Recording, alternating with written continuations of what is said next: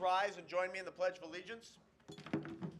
I pledge allegiance to the flag of the United States of America and to the republic for which it stands, one nation, under God, indivisible, with liberty and justice for all. Good evening. Thank you for joining us. If you'd be so kind to sign in the back to my left, we would appreciate that. There are also agendas on the back table as well for your benefit. Members present this evening are myself, Mayor Morrow, Council Members Gearboss, CO, McClellan, Mitchell, Dillon, and Mayor Pro Tem Tahar. From City staff, we have City Manager Campbell, Clerk Royal, I don't believe Treasurer Bennett is here, Police Chief Hart, City Superintendent Engineer Rubel, DPW Director Fordyce, Parks and Rec Director Scruggs, our wastewater treatment superintendent, as well as our city attorney. The rest of you who are in the audience this evening, if you'd please sign in the back, that would be terrific. At this time, the chair would entertain a motion to approve the agenda as amended, noting some verbiage change on new business item 18-149, and I'd also like to strike items 18-144 and 18-143. Move as amended. I'll actually be the mover of that. CO is the second. Okay? Move to approve the agenda as amended. Hearing no discussion, all those in favor of approving the agenda as amended signify by saying aye. Aye. Opposed say nay. Ayes have it, and the motion carries unanimously. There are no absences this evening, so we'll proceed to the first public comment period, and I'll note this again for the record. While we did remove items 18-143 and 18-144 from consideration this evening because they were enumerated as agenda items when the agenda was published Thursday evening, if you'd like to speak to those, the chair would allow that. So under the Open Meetings Act, any citizen may come forward at this time, make comment or question on an item that appears on this agenda. Comments will be limited to 3 minutes per person. Anyone who would like to speak is requested but not required to state his or her name and address for the record. Are there any citizen comments?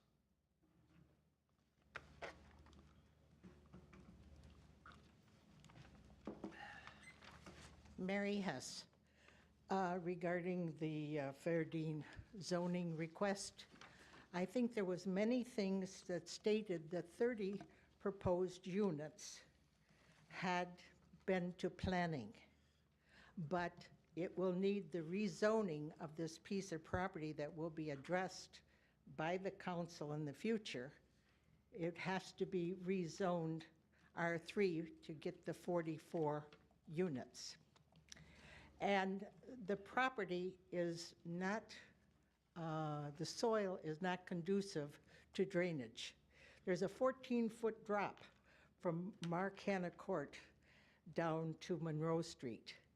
The permeum, well, the surfaces that have water runoff will be the roofs of these buildings, the streets, and all of this area is going to be runoff. That has to be put into the figure of how much area has to be set aside for settling ponds or retention areas or whatever you want to call it. It is definitely dense, and the area years ago was given, as far as master plan, possibly open because of the ballpark in back, and I think taking out the tennis courts and putting in the parking spaces definitely is conducive to where the people will use it.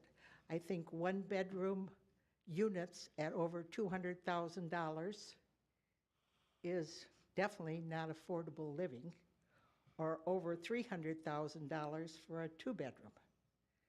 The council is elected by the people to listen to us and to act on our behalf. The Planning Commission is appointed by the mayor. That is why whatever is built, they will look at the council, not the planning. And that means right now, questions I would ask on behalf of the taxpayers that own that land, that you ask all the questions. And I really appreciate Mrs. Mitchell asking such a wonderful and informative questions. Thank you. Thank you, Mrs. Hess. Are there additional citizen comments? Please, Mr. Grossman. Eric Grossman, Saline Township, addressing 18-149, the resolution requesting preservation of historic artifacts and buildings in Oakwood Cemetery. At the Cemetery Task Force meeting I attended, it was evident that many issues with amateurs making repairs was not a good route. I informed them that in 1986, City Council led the charge to repair our cemetery. At that time, council consisted of Don Shelton, Janet Heffington, Kirk Reed, Earl Lawfrey, Mark Hopper, Jerry Wright, and Patrick Little. They asked the HDC to find a way to repair grave markers at the cemetery. The city contracted with Forest Hills Monument for the repairs using just under 2% of the perpetual care fund. Then as now, cemetery rules state perpetual care funds are not for marker repairs, but the current regulations allow for the following. The Saline City Council reserves the right to make exceptions or modifications of any of these rules and regulations without notice when in the judgment of the council such actions appear necessary. The funding and your ability to access it are both there at the Perpetual Care Fund. It's the estimate will be needed, but probably it's less than 2% of perpetual care funds now, like it was in 1986. Another way to view it is the cemetery is like a neighborhood with the old section currently lapsing into a blighted condition. The City Code 71 under blight states that the city may take action to abate the blight and may charge the cost of such abatement to the responsible party. Please don't let the cemetery be a centerpiece of urban decay for the city of Saline. Rather than looking for ways to not fund it, do what council did before. You will not be doing something new and uncharted. It was a successful program then and would be again. This is a historic site for our city. Imagine if Greenfield Village only maintained the roads and mowed the grass, but let the buildings fall into piles of rubble. The whole is greater than the sum of its parts, a package deal.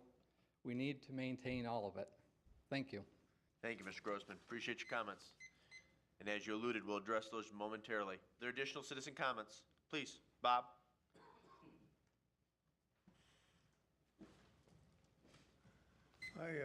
I support Eric in his statements. I think Oakwood Cemetery, when it's compared to other local cemeteries, does not come across too good.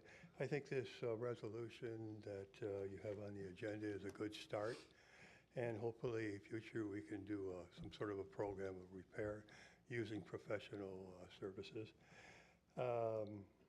We have a Rotary Cemetery tour coming on September 30th. A lot of people are going to be looking at the cemetery. You may get a few negative comments from these people, and hopefully we can get ready for that event. So, thank you. Thanks, Bob. Appreciate it. Additional citizen comments?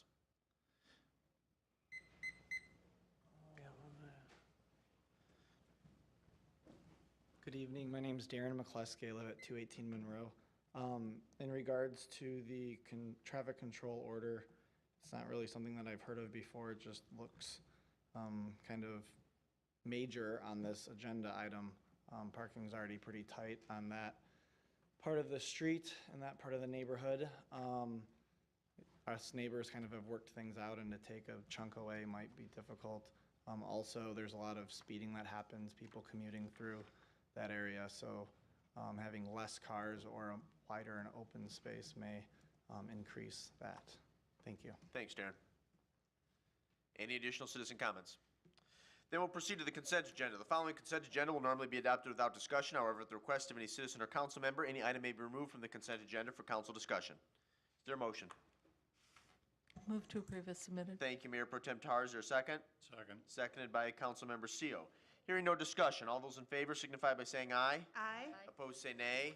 Ayes have it, the motion carries unanimously. We move on to new business item 18-149. This is resolution requesting preservation of historic artifacts and buildings in Oakwood Cemetery. This will be a motion to acknowledge receipt of the July 12, 2018 memo from DPW Director Fordyce and to approve or not to approve the Historic District Commission's resolution that city staff develop and propose a preservation program for historic artifacts and buildings in Oakwood Cemetery. Move to acknowledge and approve. Thank you, Ms. McClellan. Is there a second? Second. Seconded by Mayor Pro Tem Tahar. Mr. Fordyce, the floor is yours. We had some public comments on this. It has been discussed at, I think, several Oakwood Cemetery Task Force meetings. Apparently, it's been discussed at the Historic District Commission as well, and I'm glad that we're able to move forward on doing some work at Oakwood Cemetery, because I think the gentlemen are correct, especially the older part is in need of some tender love and care. So if we can do something to preserve and to improve the aesthetics in that area, that would be terrific. The floor is yours. Thank you. Yes, HDC was given some information from Mr. Grossman after attending some of those cemetery task force meetings. Mr. Lane has been very involved in the effort to make Oakwood Cemetery a better place, and is also a commissioner on the HDC. As the resolution that the HDC passed states, Oakwood Cemetery is a very important historic area of the city. All of those gravestones create a good deal of our, or record a good deal of our history. The city's founder's house used to be in Oakwood Cemetery. It's recognized as a significant heritage site by Washtenaw County. The mausoleum in there has been placed on the National Register of Historic Places. And yet, despite all of that recognition, we have this older section that is, the grass is mowed, the leaves are picked up, the roads are maintained, but the stones themselves are left to decay. There is some relatively complex legal issues involved in that the gravestones are private property, and it'd be very difficult to determine who is the actual owner of many of those stones at this point. It's probably 30 or 40 people who have, an equal claim on those stones. Other cemeteries have figured out a way to do this, to maintain their older sections and keep them looking good and preserving those historic artifacts. And I think that is what HDC is asking here. Let's figure out how other people have done it. Let's figure out how we can do it, and let's do it. Very good. Questions for Mr. Fordyce? Ms. Tahar and then Ms. Dillon. Thank you. So one of the things about old grave markers is not only that they fall over or crack and so on, but they also weather until they can't be read anymore. So does the Historic District Commission envision having some sort of data gathering also and recording of the information that is contained on the grave markers in some other form that is not subject to weather deterioration? I think, this program would look at ways to slow down that deterioration. I don't know if there's a technique readily available that could do that, but more to the point, I think within the city clerk's cemetery software package, we can record that information pictorially in text, and maybe rubbings or something that make it more clear. So that could be incorporated into this program. Yeah. I personally would think that would be a good addition to any program of physical rehabilitation or restoration. Anything further, Mayor Pro Tem? No, that's it. Thank you. Thank you, ma'am. Ms. Dillon. I just wanted to clarify, what exactly does preservation mean? Preservation in this context would mean, an attempt to reduce the effects of weathering. Okay. So it may mean, removing like moss growths or lichen or, something that's obscuring the stone, and then attempting to, not only make it look nice, but make them last longer. So it does not include repair of stones or I think- replacement? Not replacement, but so if there's Like if an there's a existing piece headstone that's missing. cracked, Right. there are ways to puzzle that back together and stand it up again. Okay. This would look at doing that for sure. Is there been any established time frame? Like, do you have goals as to what would be done? And Right it's now, only we're- for the old section, correct? That is a parameter that would have to be developed, yes. Which stones are we talking about? Or, Right. is there a minimum age? Is it just the geographic area within there? This is essentially an effort to restart the ball rolling towards a preservation program. To date, it's been, no, we can't do that. No, we can't do that.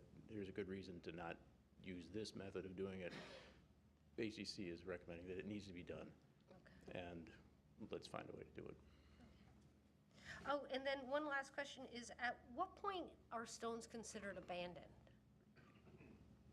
I don't know the answer to that question. I'm not sure there is. Is there ever a point, like, to when you can't find?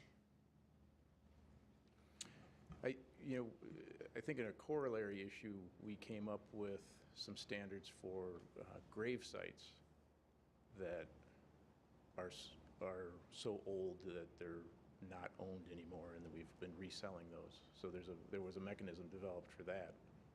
We haven't started selling those Wait. yet, but it was like 75 years, I think, was the. Right, that's for the spaces themselves. There is a process to reclaim spaces. I'm not aware of a process for actually reclaiming stones. They are personal property that are. Right, that's at some, inherited down right. the line. It would be a question of getting the appropriate approval or attempting to get, putting some process in place to where you're making this a reasonable attempt to clear it with the property owners to the extent they can be identified. That's what I'm trying to establish as to how you're going to proceed with handling the stones if they don't belong to the city, if they're private property. At this point, the motion in front of you is to ask staff to develop a program for preservation. That's an issue that we've flagged. It's one that we'd have to work through, and I think there'd be a considerable amount of work to do to come up with a way to do that. The proposal now is just kind of more conceptual. Should we develop a program or not? Okay. I just want to make sure it's just not ceremonial, that we actually have a plan that we are going to proceed with. That would come back to council for approval. Thank you. Anything further, Ms. Dillon? No, thank you. Thank you, ma'am. Mr. Gearbaugh? We do have a policy on how we were going to approach that with the stones. In fact, I thought Scott Smith wrote it up for us, so we might want to go back and look at that aspect of how to deal with cleaning these stones up, because it came up 2 or 3 years ago, and we talked about doing this, not necessarily the city funding it, but we would allow them to do it, but it had in it the terms of how we would proceed with going to get that permission. Attempting to contact the current Right, owner. so Yeah. I'm not saying that isn't there. I do like the idea of a preservation plan. The only question is, what are we using as the guidelines for age in terms of a stone? Is it 100 years and everything prior to that? Because, now we're starting to get into a lot of the granite stones and those kind of things, Right. where I think it's more the white marble and the ones that are deteriorating. So I didn't know if that's going to be part of the preservation plan. Do you know if that's the goal? That would be developed. What if it's an age cutoff, or if it's simply a section of the cemetery that we're talking about, we would have to look at that and make a recommendation on that. Okay, thank you. Anything further?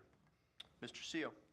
I just want to say that when Michigan had its sesquicentennial, 150 years celebration, my mother went through, because at that point they could do, if you could prove the existence of your family in the state of Michigan back 150 years, you could get what they called a pioneering certificate. Yep. So my mother did a lot of the work on our family tree, and a lot of it was through cemeteries. Yeah. And she established, consequently, the fact that our family had been in the state of Michigan that long, and we did receive these pioneering certificates. So, and I'm also on the cemetery task force. I take a great interest in this. In the past, I've talked to Mr. Lane shortly about it. I think it's a worthwhile program to get involved in. I am interested, though, in having to overcome the legal problems that we've been made vaguely aware of insofar as touching other people's property like this.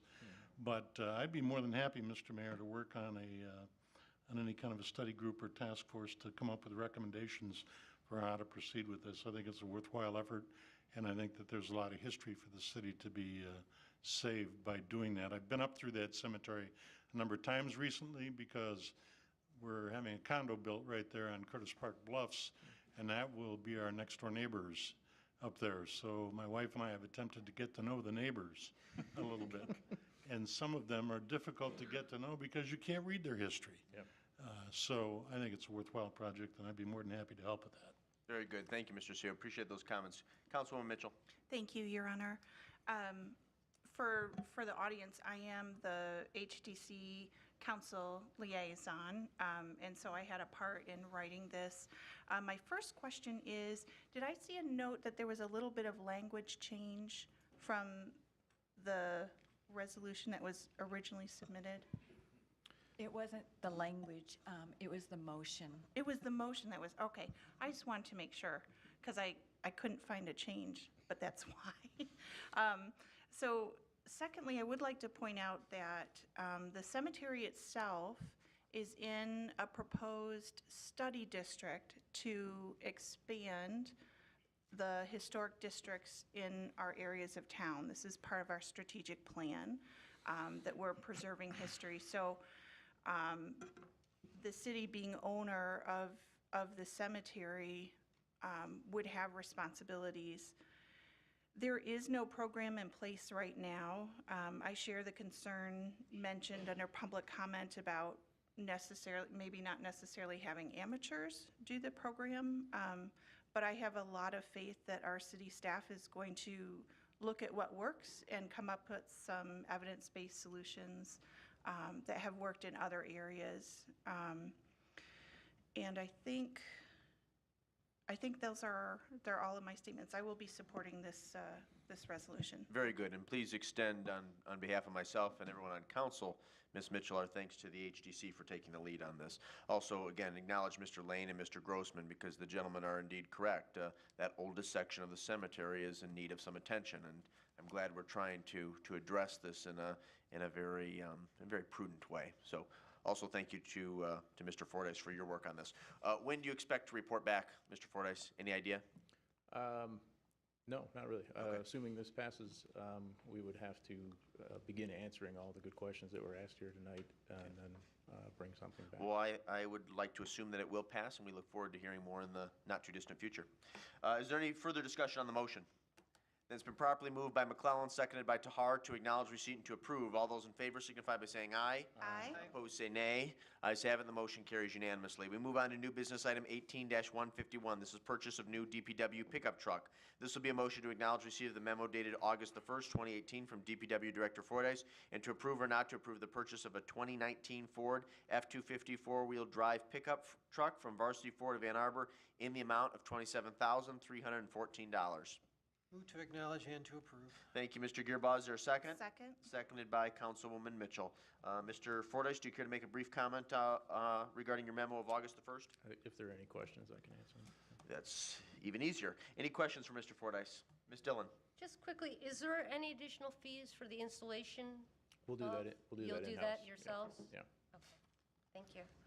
Anything further? Any discussion on the motion? Then we'll proceed to vote. It's been properly moved by Gearbaugh, seconded by Mitchell to acknowledge receipt and to approve. All those in favor signify by saying aye. Aye. Opposed, say nay. Ayes have it, the motion carries unanimously. Moving on to new business item 18-152. This is traffic control order number 2389. This will be a motion to acknowledge receipt of the July 31st, 2018 memo from DPW Director Fordyce and to approve or not to approve traffic control order number 2389, establishing no parking zone on the west side of Monroe Street. Move to acknowledge receipt. Moved by Gearbaugh to acknowledge receipt, and that was seconded by McClellan. Yes. Thank you, ma'am. Mr. Fordyce, do you care to make comment regarding your memo of July the 31st, and then we'll open up for questions? Sure. So we had a decent number of complaints from Curtis Park Lane residents regarding sight distance when you're exiting Curtis Park Lane onto Monroe Street and attempting to either turn left or right.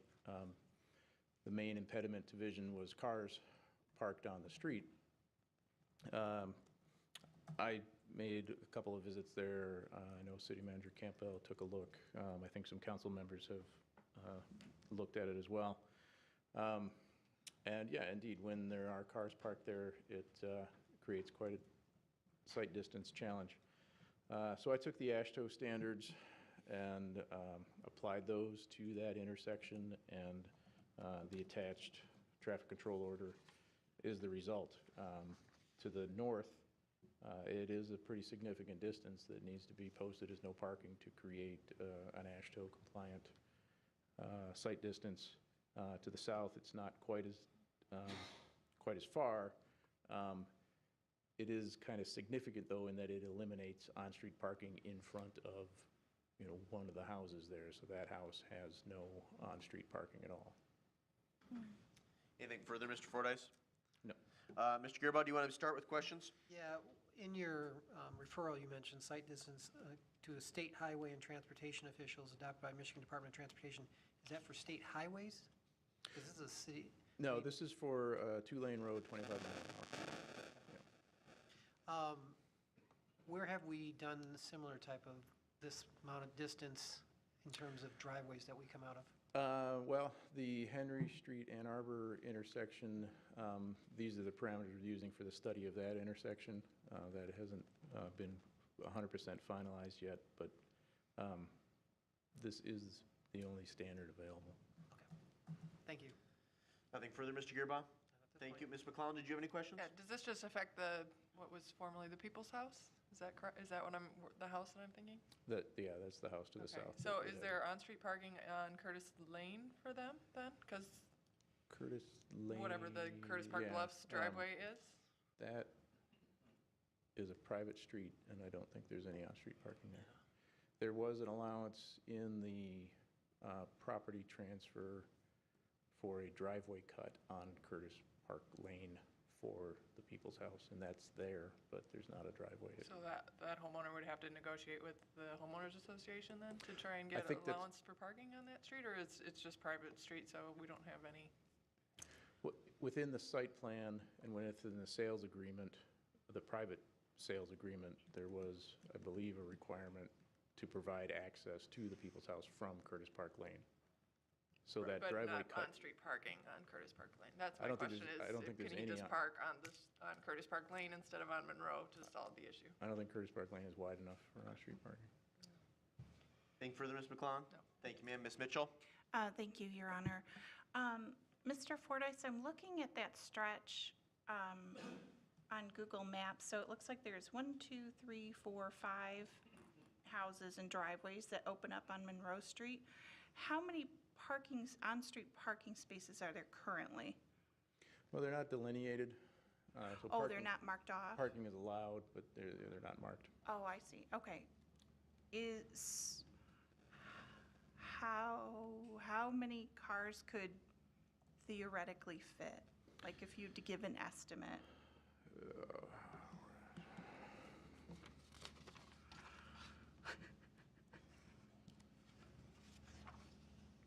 Do you want to see a picture? 15 or 20. Okay, and this is proposing to take away how many? 15 to 20, yeah. Oh, to all of it?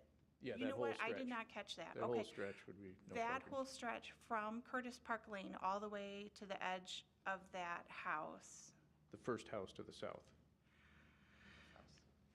And then the rest of it's to the north, fronting on the cemetery. Okay. I think I misread that. So parking is allowed, south of the People's House on Henry Street? After this is passed? Yeah, so, Just can't park in front of his house. They can park all the way. Yeah, so if this TCO is passed, uh-huh, then south of the People's House, parking would still be allowed on the would west still side be of the street. allowed, okay. I think that's all my questions for now. You good for now?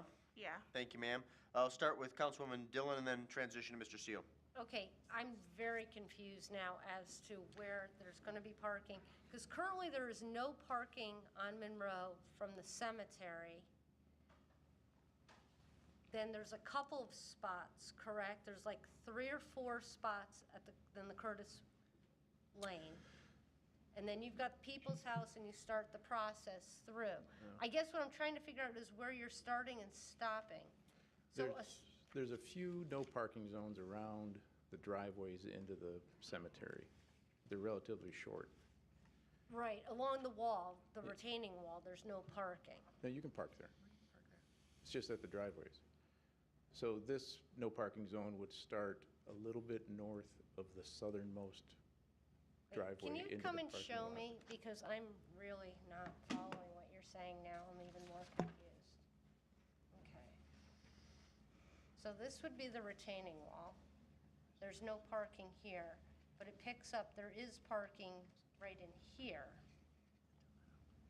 Correct? And that would be eliminated. This would be eliminated. So then there would be no parking. No, there's no parking signs there I saw today. So then we're going all the way down to the Johnson Control property? Just to here? Okay, is there parking on the other side of the street? The entire length?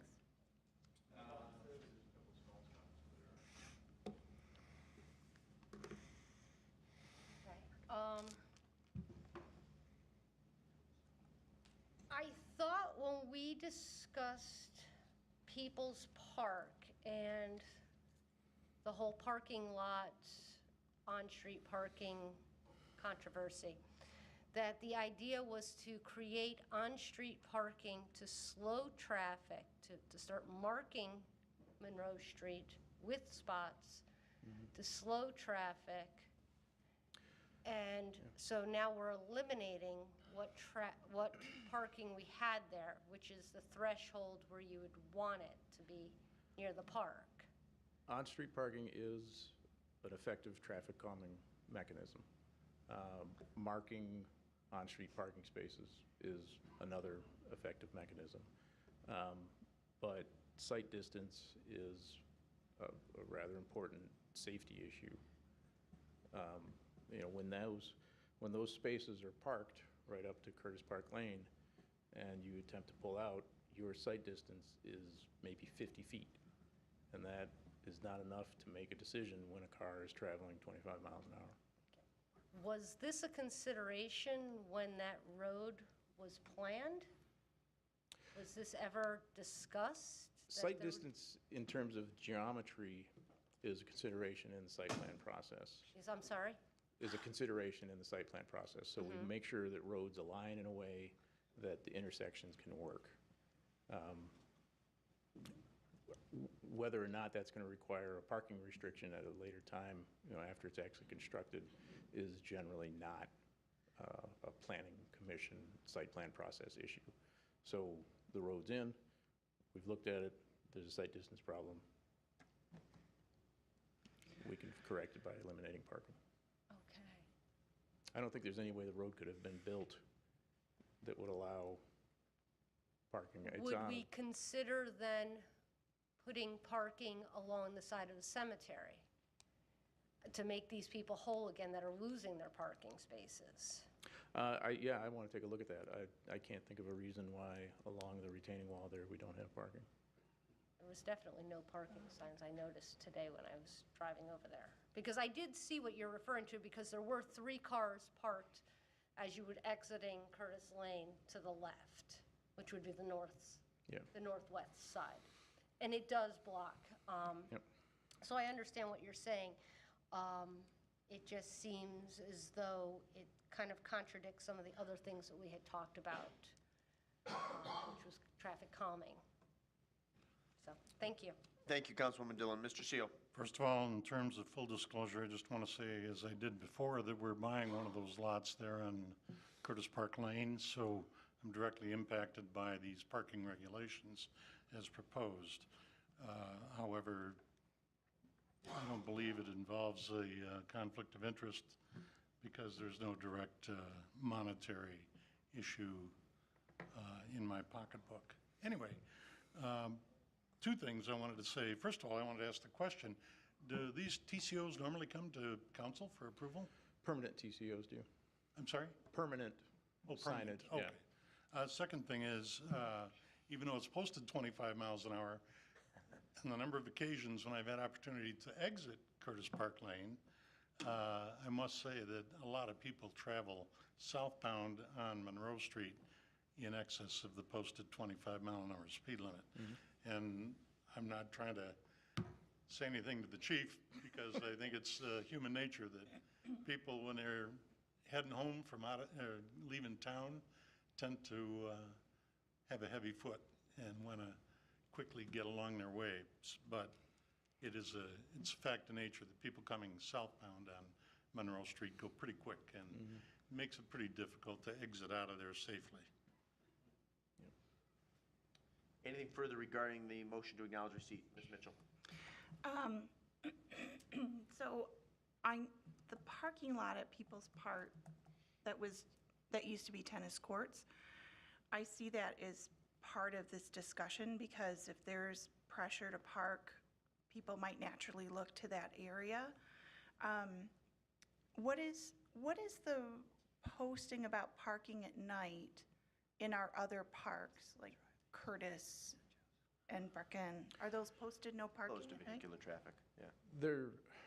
There are park hours Okay, that are posted.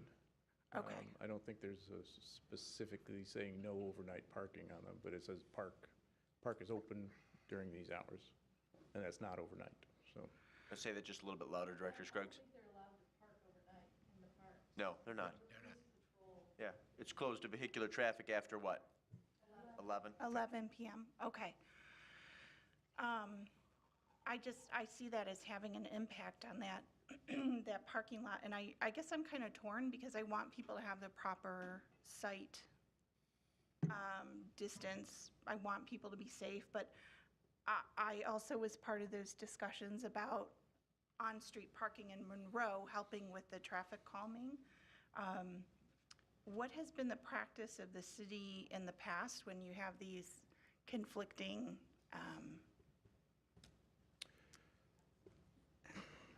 I don't know that there's a policy to sort out the pattern. conflicts. I think the general pattern would be towards safety. But the parking on both sides of the street, slowing traffic down, is also a safety issue, and the speeding. It reduces speeding, yeah. Right. And so it's 15 to 20. Does the sight line really require that many spots to be removed? Is there a possibility of removing fewer? But then you were talking about opening up parking along the retaining wall. Yeah. This is what's necessary to get the AASHTO site distance. I see. Okay. I have no other questions at this Thank you. time. Additional questions, Ms. McClellan? Just, is there visitor parking in the Curtis Park Bluffs? I'm just trying to accommodate the one resident that is going to lose his parking. Is there visitor parking, and is there some kind of negotiation that could happen there to open up a parking, allow I for would him to have parking? assume there's visitor parking there, Right. but I don't know for sure. I don't have the I don't site know, plan in just- front of me. Mr. Rubel, can you confirm that? If not, maybe follow up with council via an email. What's the status on guest parking within the Curtis Bluffs condominium development? Currently, their parking spaces for the units are in the garages. So technically, the two driveway spaces that are allotted are the guest parking. For instance, two other cars can arrive at the residence while the residents' cars are in the garage. So they have, No additional parking on site? there is no parking per se off the curb. Okay. Okay. All right. Additional questions? Mr. Gearba, please.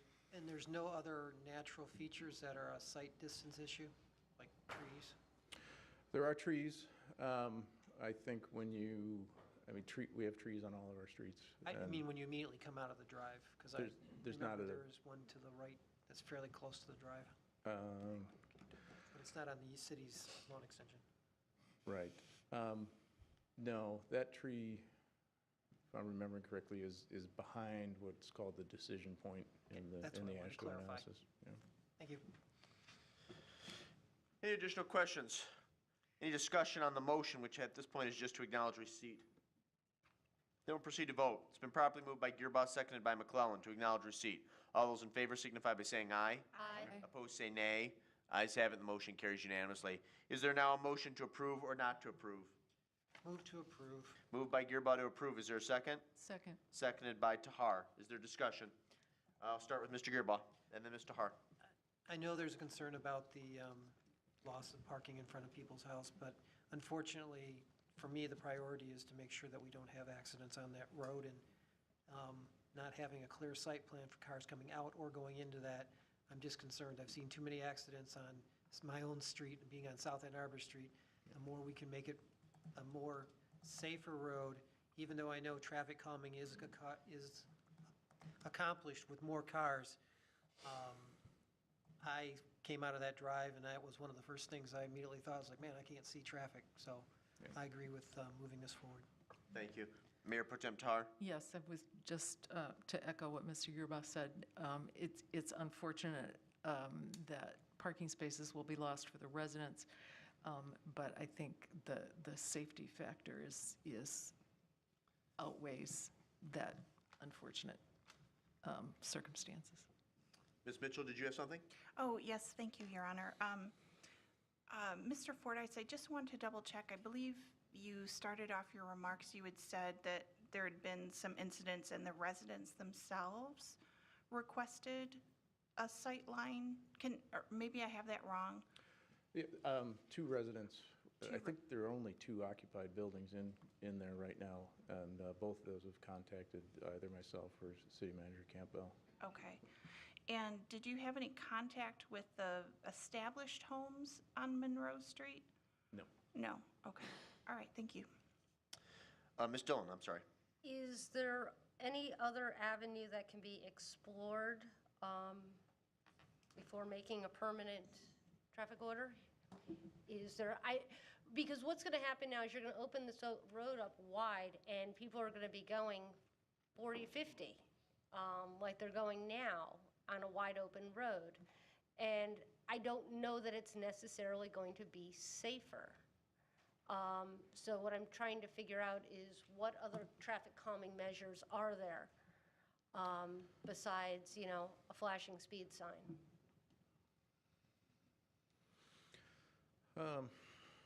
Well, I mean, there's striping. I did, in this one, try to consider curb bump outs that basically would allow cars on Curtis Park Lane to pull further forward before they had to make a decision. But it didn't look like that was really going to solve the problem because of the way the road curves away up towards the cemetery. And that's a very expensive solution as well. So yeah, there are other traffic calming efforts that could be made. There are enforcement efforts that could be made. But in terms of solving the sight distance problem with other mechanisms, this is certainly the most economical and the most effective. Okay. I mean, do you think that at some point it's also that it's just a lessons learned, that people are not aware that there's a new street there, and that once people are becoming more aware of it? I mean, people are used to having a straightaway. Yeah. And now we've got a lot of cuts in. I'm just trying to look at both sides of the issue here, and I appreciate the safety side of it, but at the same time, I think we're sort of overlooking the big picture of the problem on Monroe Street, which is speeding. Yeah, no, I don't expect drivers on Monroe Street to take into account this side street in most of their driving decisions. I mean, there may be a small percentage of drivers who would consider that, but I don't expect it to have any significant impact on the ability to leave Curtis Park Bluffs. So now the only access for the park would be the parking lot? There's still going to be on-street parking For People's on Park? the east side of Monroe? Yeah. All the way down? Yeah. Okay. Okay, thank you very much. Mr. Seo, did you have a question or comment, sir? Just a comment, Mr. Mayor. I recently was out of state, and they had employed a traffic control or a traffic calming device that I'd never seen before.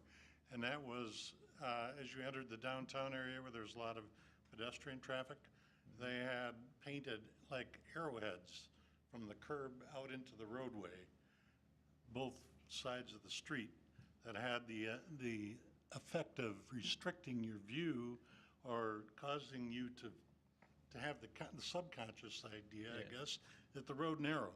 Right. And it definitely caused people to slow. And it's the first time I'd ever seen that.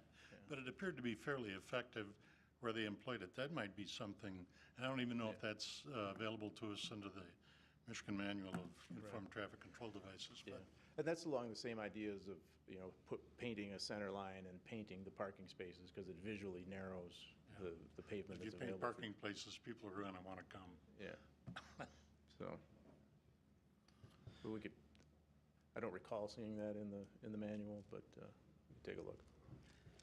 Anything further, Mr. Seal? No, sir. Well, let me just say in conclusion, I think that the points that have been made by a number of my colleagues regarding the benefit of additional traffic calming measures along Monroe Street as well as additional enforcement have some merit, because I can attest to the fact that people do speed as they're heading out of town. And I think in large part because of the speed limits in Saline Township and then the topography as you come into the city, they're tending to go in excess of 25 as they enter the corporate limits of the city of Saline. Mr. Fordyce, I think you've laid out your recommendation in a very logical way, and while it's unfortunate to lose some parking spaces, I will support the proposal, the permanent traffic control order number 2389. However, to Ms. Dillon's point, I would like you to report back to City Council, because I see absolutely no reason why we couldn't create some additional on-street parking adjacent to the retaining wall at Oakwood Cemetery and mitigate one of the unintended consequences of this decision. But I know you've made note of that, and I look forward to hearing more in the not-too-distant future. Thank you, sir. If there's nothing further, we'll proceed to vote. It's been properly moved by Gearboss, seconded by Tahar to approve.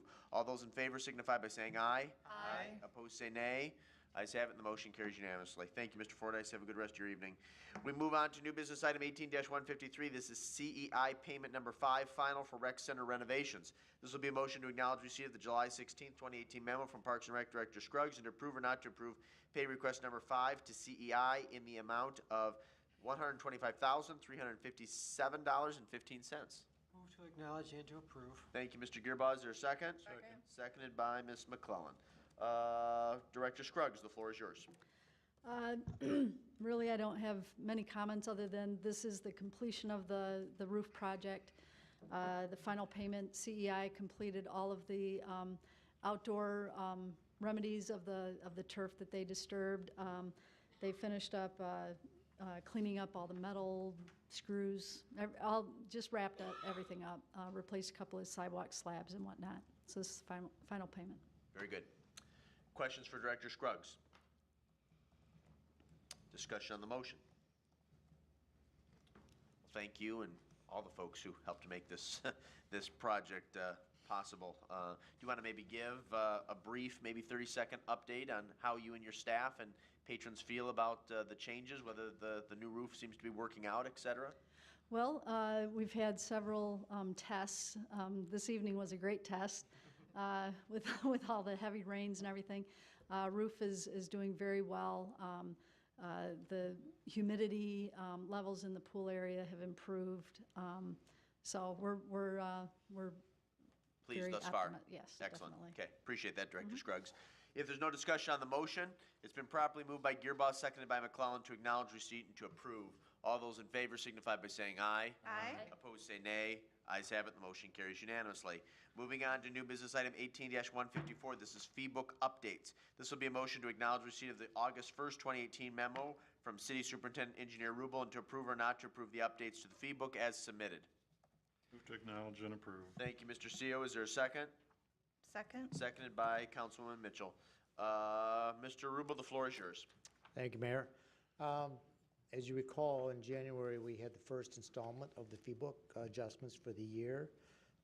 3 of the departments were still in the process of gathering information, and we certainly do adjust more than once a year, so this is our second installment of it. And it covers the 3 departments shown in the memo, and as the chart attests and explains, the fees are adjusted not only for inflation, but for cost of materials, labor, and things associated with completing the public service. And they certainly are in line with what you would typically expect for these types of services for the way that Saline operates their programs in a somewhat efficient manner compared to some perhaps large institutions, you might say. If there are any particular questions on any of the particular lines, I'd be happy to answer those during the questioning. Questions for Mr. Rubel? Ms. Mitchell? Thank you, Mayor Pro Tem. Mr. Rubel, thank you for drawing up this chart. I do have a question or two. On the first page, I believe it's item 4, Building Department. You have some new fees for residential re-inspections. What was the practice before that the re-inspection was covered by one fee, but now we've broken that out? Can you talk a little bit to that point? All of the trade permits, the HVAC, plumbing, and electrical are done by contract employees. And so those rates are established by per inspection and per extra inspection and per re-inspection. And so those are collected as needed and they're well established. The building permit formula for the building permit fee is based on the value of the whole, let's say, house. Okay, so it's quite a good fee. In general, covers a multiple of inspections from beginning to end, because there's several, and then it has some allowance. However, there was not a particular fee for a re-inspection after a re-inspection had already been experienced. And the case lately is that you have now, because of the activity and the demands, a lot of inspectors can't get there in 1 or 2 days anymore like they used to. Sometimes it takes 3 or 4. Some developers have taken the privilege, you might say, of guessing that they'll be done on a certain day to get someone programmed for that day. The inspector comes and shows up, and they aren't ready. And so he's taken a trip out there and performed an inspection, of which he has to go back later and do when they're actually ready. So this is a means of compensation for that purpose. And Steve Masek did check with several communities in the area, in the Washtenaw County, and most of them do have this re-inspection fee just for those cases. I see. And that's, I really appreciate you making that catch. It's good for everybody to be accountable. There are some spelling errors. Starting on item 16, the word overtime is misspelled in the column fee category and description. So if you could review that document. Okay, yeah. Correct those. Yeah. Apologize for those mistakes. Those will be made without corrections will be made without objection. And that's all I have. Thank you. That concludes your remarks. Thank you. Thank you, Mayor Pro Tem Tar, for taking over for a moment. Councilwoman Dillon? My questions are regarding the showmobile and the portable stage. We've had significant increases on those. Are there higher fees associated with it? Are we deterring people from utilizing it? I sort of thought the showmobile was out of circulation. It's not officially out of circulation yet.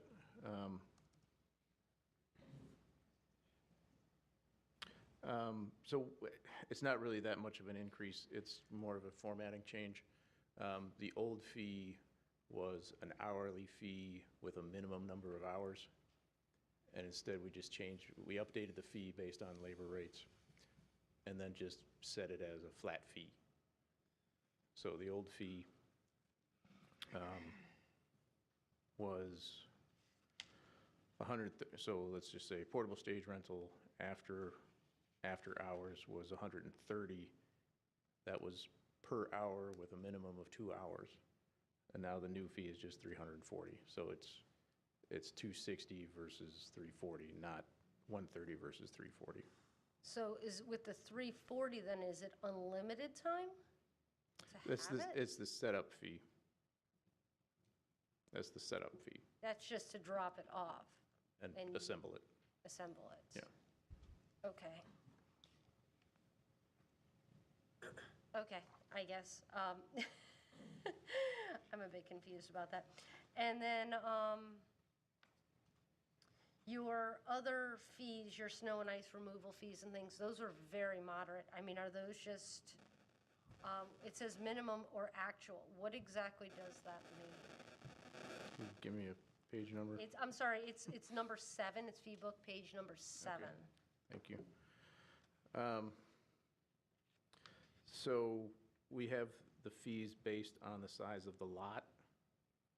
So, and we've minimized the number of categories that we have. So if most lots fall into that first category of less than 150 feet wide. So Okay. basically any residential lot is going to fall into that category. So it's just a flat fee? It's a flat fee unless there's something going on there that takes us a really long time to fix.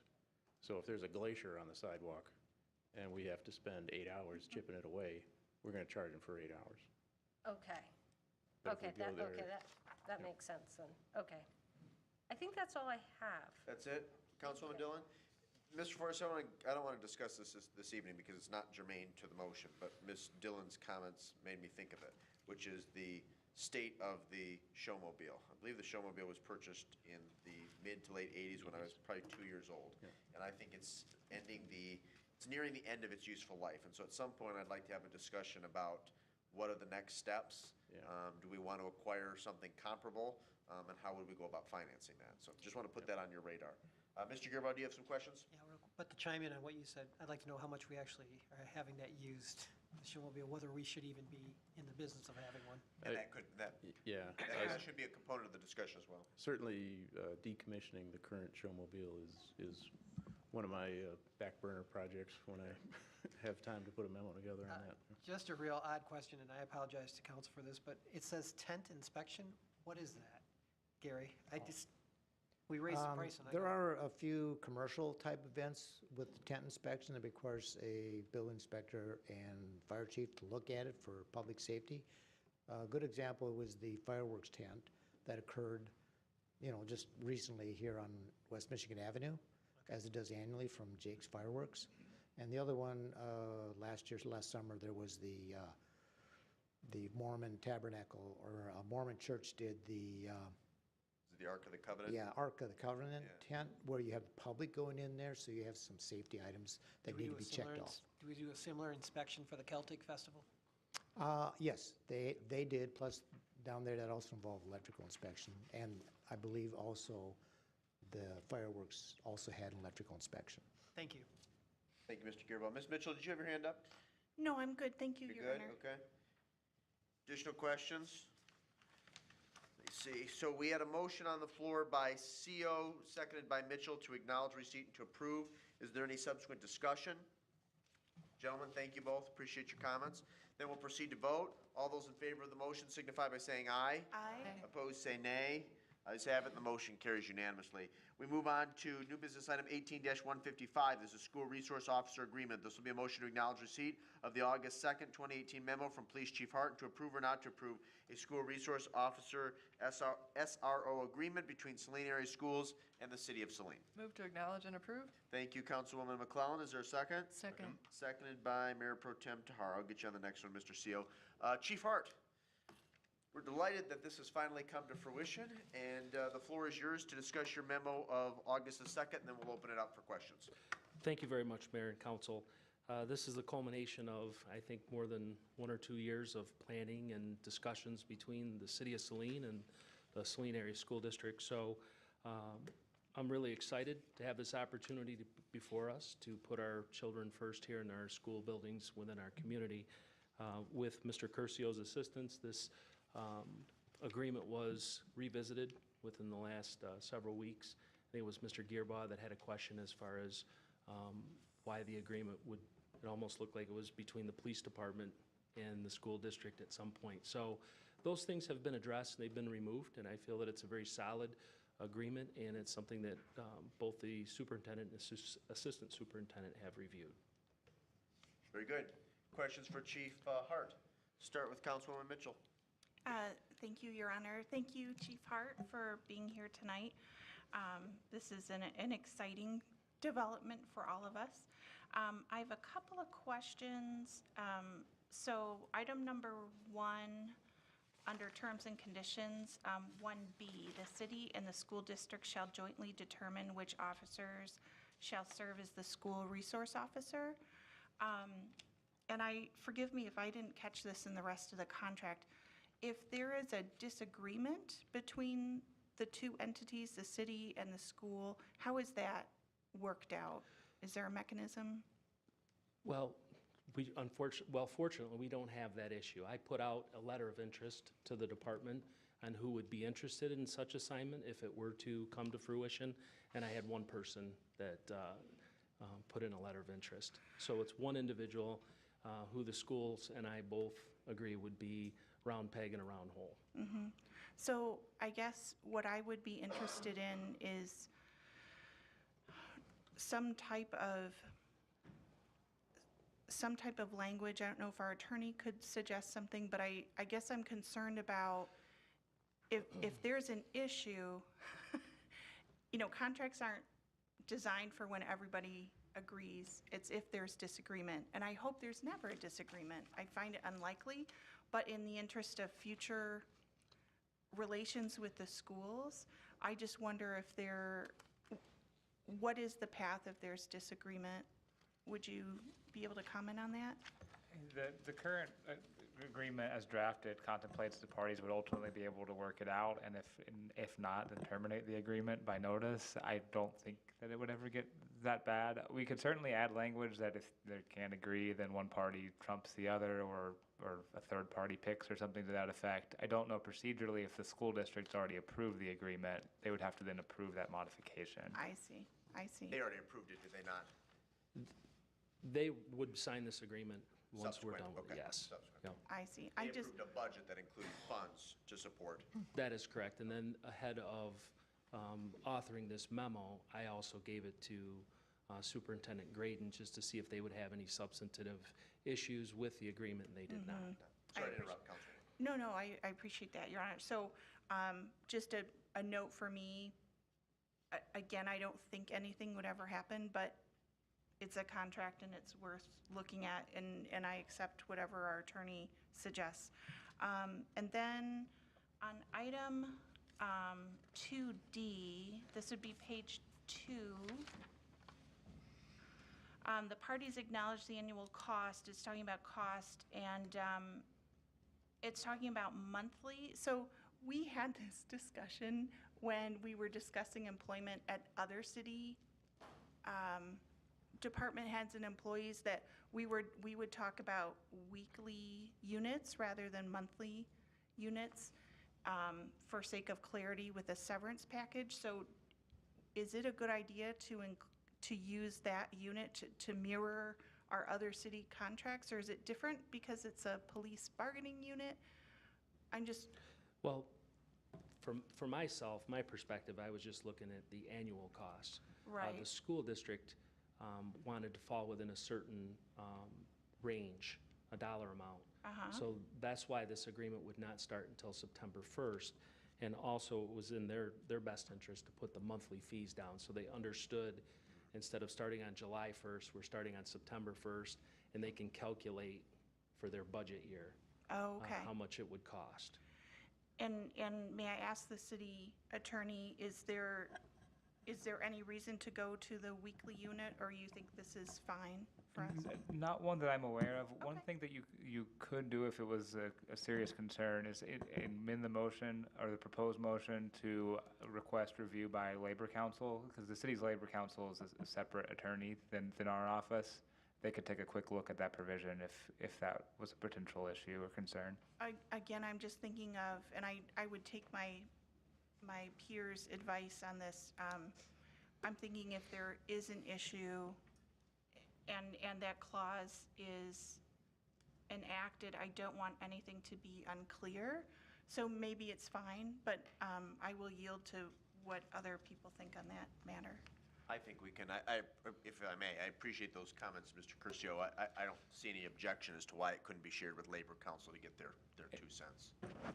And we can make minor modifications as requested by Labor Council. That would be fine. Let's just proceed in that direction without objection. That, assuming that this passes, and I hope it does, that you share it with Steve Gerard's office and get any comments that he has. Okay. Additional questions for the chief, Ms. Dillon. I have quite a few, so you may want to get a chair.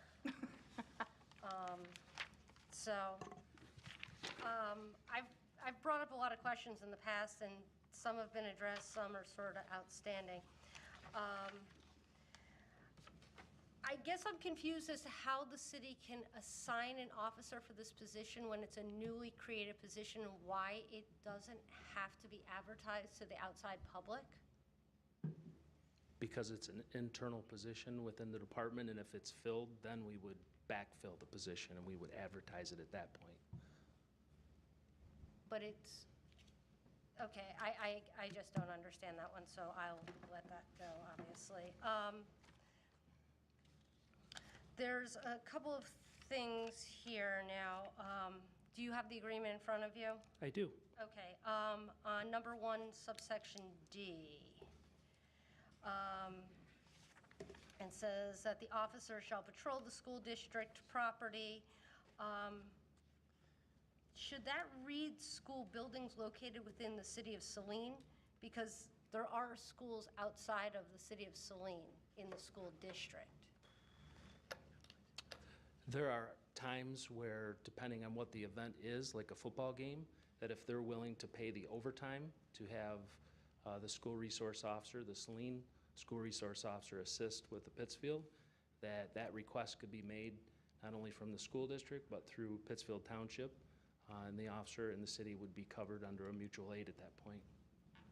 So I guess that would be a comfort level that you would have to reach on whether you would want that language in there or not. Okay. But there would not be instances where our officer would be covering the Pittsfield High School or Harvest School? As the school resource officer, no, but there a lot of times is spillover. As you get notifications from the city manager that I send, there are a lot of times where investigations may start out at the high school in Pittsfield Township that spill over into our community based on the residency of the student involved. There could be brothers or sisters that are involved as well. So there's a lot of working hand in hand with our neighboring jurisdiction who has the SRO in the high school. Okay. F, it says the school resource officer assigned to work at the school district. Should at be changed to 4? He's working, because he's not, because if you look at the definition of school district, it's Saline area schools with a mailing address. So he's working for them, or is he working at remains, them? the police officer would remain I believe, and I'll have to find the exact heading, but it states clearly in here that I believe it's under number 3 on page 2, employment status. For all purposes shall continue to be an employee of the city police department and not an employee of the school district. Right. So going back to F, It just says that he's going to work at the school district. So it almost implies that he's working at Saline area schools. the police officer will Like- report daily to, most likely in discussions, preliminary discussions with the superintendent, probably the middle school. I guess I'm just trying to, it just seems like an awkwardly worded, maybe I'm just misunderstanding. It just seems like he would be working for them, not at them. Right. So, And the schools. okay. Okay. Then further in that same clause, it says, serving as school resource officer except as otherwise provided in this agreement. I wasn't sure what exactly that meant. So if we were to have a major incident that took off during the day in our community, and I think it's somewhere else within the Right, agreement too, I'll I have to look. do recall seeing that. Is that what you're referring to Yes. here? Yep. Okay. And there is mandatory training that the police officer, the school resource officer would have to attend, that I would pull them out. We will do our very best to limit that and do that during the summer months. So there's assignments that we can move people around on. Okay, so then there's also, like, how many hours per week is, because it indicates that he's working the school, like a school week. So is he working 8 to 3, Monday through Friday? That'll be determined by the schools, but it'll be a full-time 40-hour per week. So it's a 40-hour week? Yes. Okay. And then any events, football games, parades that were mentioned in here, things like that, is all overtime? Because he's considered working Monday through Friday. He's not working a scattered police schedule? That is correct. Okay. And clarify who's paying overtime? Is that still part of it's the a s- 75 split? If it's a school event, and this is something that Mr. Ellis and I had a discussion on, they may want to put some type of an internal mechanism in there that talks about how, if someone at the middle school wants the school resource officer to come to a volleyball game one night for some reason, who's going to approve the police officer's overtime for that? Because it's going to come from their budget, not ours. Okay. Now, if the police officer comes across a major criminal investigation that may be started at the schools, then that's something that that the city would then pay the overtime for that. Okay, that's how I would hope it would be. It doesn't seem as though the agreement reads that way. It seems, because if you were to flip over to page 2, which is number 2, small section D, which is the point that Ms. Mitchell had raised earlier, where there's a distinct dollar figure in here. So if you look at C, so on page 2, C, except for emergencies and unexpected activities, all overtime must be approved in writing by the school district. Right. So that would, So who's authorizing that and who's paying for it, I guess? so that would be, if it was a school function, then the schools would be paying for that overtime. But If is it's- that clearly stated somewhere so that we're not responsible, I guess, is what I'm trying to get? Because I would assume there's going to be substantial overtime hours. Because I there's think several left, I schools? think left unchecked, I think that that certainly is a potential for the schools. That's why I brought it up with Mr. Ellis, to have some mechanism in place. I think, my opinion is C, at the top of page 2, pretty clearly states that except for emergencies and unexpected activities, all overtime must be pre-authorized in writing by the school district. So they have to pre-authorize that. Now, when I talked to Mr. Ellis about it, hey, if we have a major criminal event that takes off at the school at the end of the day, we're not going to go around and try to seek some type of pre-authorized written permission for the Right. overtime. I guess what I'm trying to understand is that pre-authorized means that, yep, we're giving you permission to go to that football game. Does that mean that they're paying for it? It just Yes. means he's allowed to be on the property. Okay, as long as you're clear and that's clearly stated, I just don't want to get bills from the school district for it. On the next section, which is D, which is where they talk about the $112,400, does that include overtime and benefits, or is that just a base salary? That's overtime and benefits of a senior police officer, and 75% of that covers the cost of a new hire Okay, with so full benefits. then it kind of goes back to what I was just referring to, then if that includes some overtime, then where are you, who's paying that? I guess I'm just very confused as to where you're coming up with this dollar amount. So you're anticipating overtime? Well, I didn't come up with a dollar No, amount, I'm just to just be saying- clear. It was Okay. Mickey Joe. So when I go to Mickey Joe and Joanne and say, what is the cost of a senior level police officer, full benefits and overtime built in for an annual basis, I get the 112, now I think it was rounded, I think it was $112,416, and it was rounded to be 400. So that is already figured in there. Okay, that's figuring in the overtime that they're going to be paying. On the police side Okay, for the salary. okay. I'm almost done, I promise. I've only got a couple more Post-its here. Will this officer be assigned a police car? Yes, right now we have a retired police vehicle that we plan on issuing to the school resource officer. Okay, so it will not be one of the newer vehicles from the fleet? No. Okay. The other issue that I've raised in the past, and it's still not addressed in this agreement, I'm not sure how it is. So if this SRO officer was unable to work, is the city responsible for providing another officer? And if so, who's paying for that other officer? Could you tell me what you mean by unable to work? Are we talking they have the flu, or they've fallen and broken an ankle? and it's gonna Every be case long-term? scenario, whether it's, if he's the out school for res- 3 days with the flu. If the school resource officer's sick, no, they will not be replaced. If it's gonna be a long-term illness, at that point, we may talk about exercising our right to pull out of the agreement. Because I just don't have the staff members to plug someone in there with the training. Okay, and so that would trigger, at that point, you would just trigger the termination clause? Correct. Okay.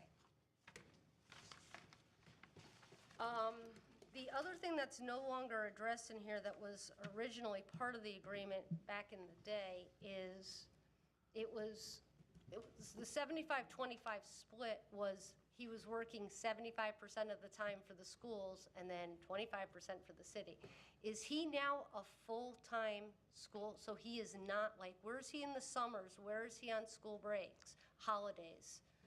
So we would anticipate the school resource officer would take their vacation and their leave time when the schools were on recess. And because that's when they're needed most, is when school's in session. So if they happen to take a 2-week vacation, in the middle of the school year, that wouldn't work out so well for what we're trying to do here in building relationships with the schools. So they would be taking their leave time when school is not in session. And also, they would participate in summer activities.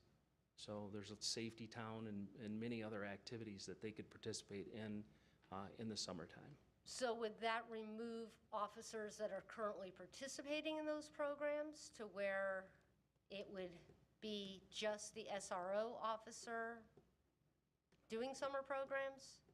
For the schools, yes. For the schools, Yep. so that we would have a full force here. We are not utilizing our force. That is correct. For That's what the anything agreement else. is for, yeah. Okay. For them to have a police officer assigned to the schools. Okay. Is there enough for somebody to do in the summer? I mean, I guess I'm just trying to figure out, where this officer is going to be spending a lot of time. I mean, there's an awful lot of downtime with schools. Sure, there are also summer programs that go on at the schools that they could be a part of. And also, they can be a part of the hiring process. That's when most schools, have their turnover, and they're part of, when I was a school resource officer, I was a part of a lot of hiring committees to participate, and was really kind of embraced as an administrator for the school district. Okay. So then this officer, except in extreme emergency situations, will not be a part of our department here. He's They will out be of rotation. They will not be in the rotation, that is correct. Okay, Yep. thank you. Additional questions? Mr. Gearbaugh? Just a couple clarifications. One's not necessarily for the chief. The only question I have, this would be for Steve Gerard, and when he reviews this, what's the impact of all this overtime in terms of overall compensation when you look at it from a full perspective?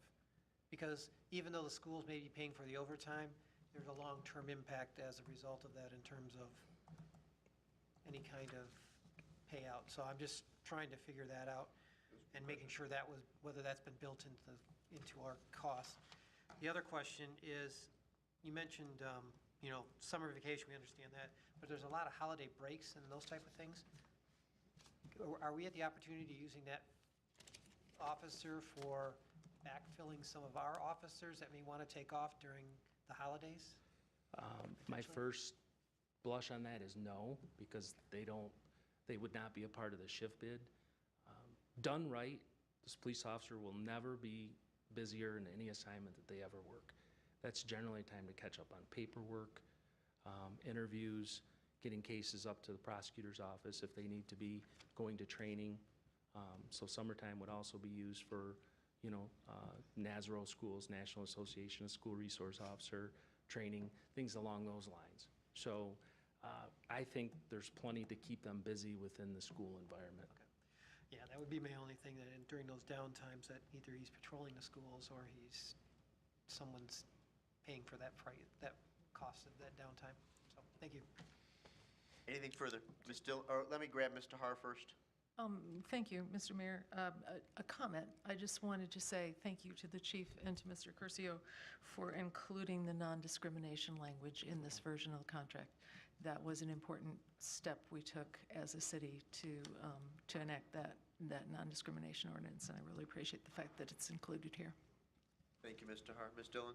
I will refrain from my question at this point. Thank you. Okay. If there are no further questions, is there any subsequent discussion on the motion?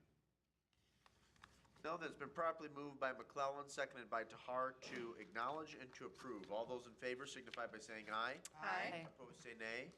Ayes have it, the motion carries unanimously. So Chief, you'll get in touch with Steve Gerard's office and be in touch with us? Yes. Please keep us in the loop. Again, I think this is a really important step forward, not only for our department, city, but also for the community. I think it will be good for the schools and great for our young people to interact with a police officer.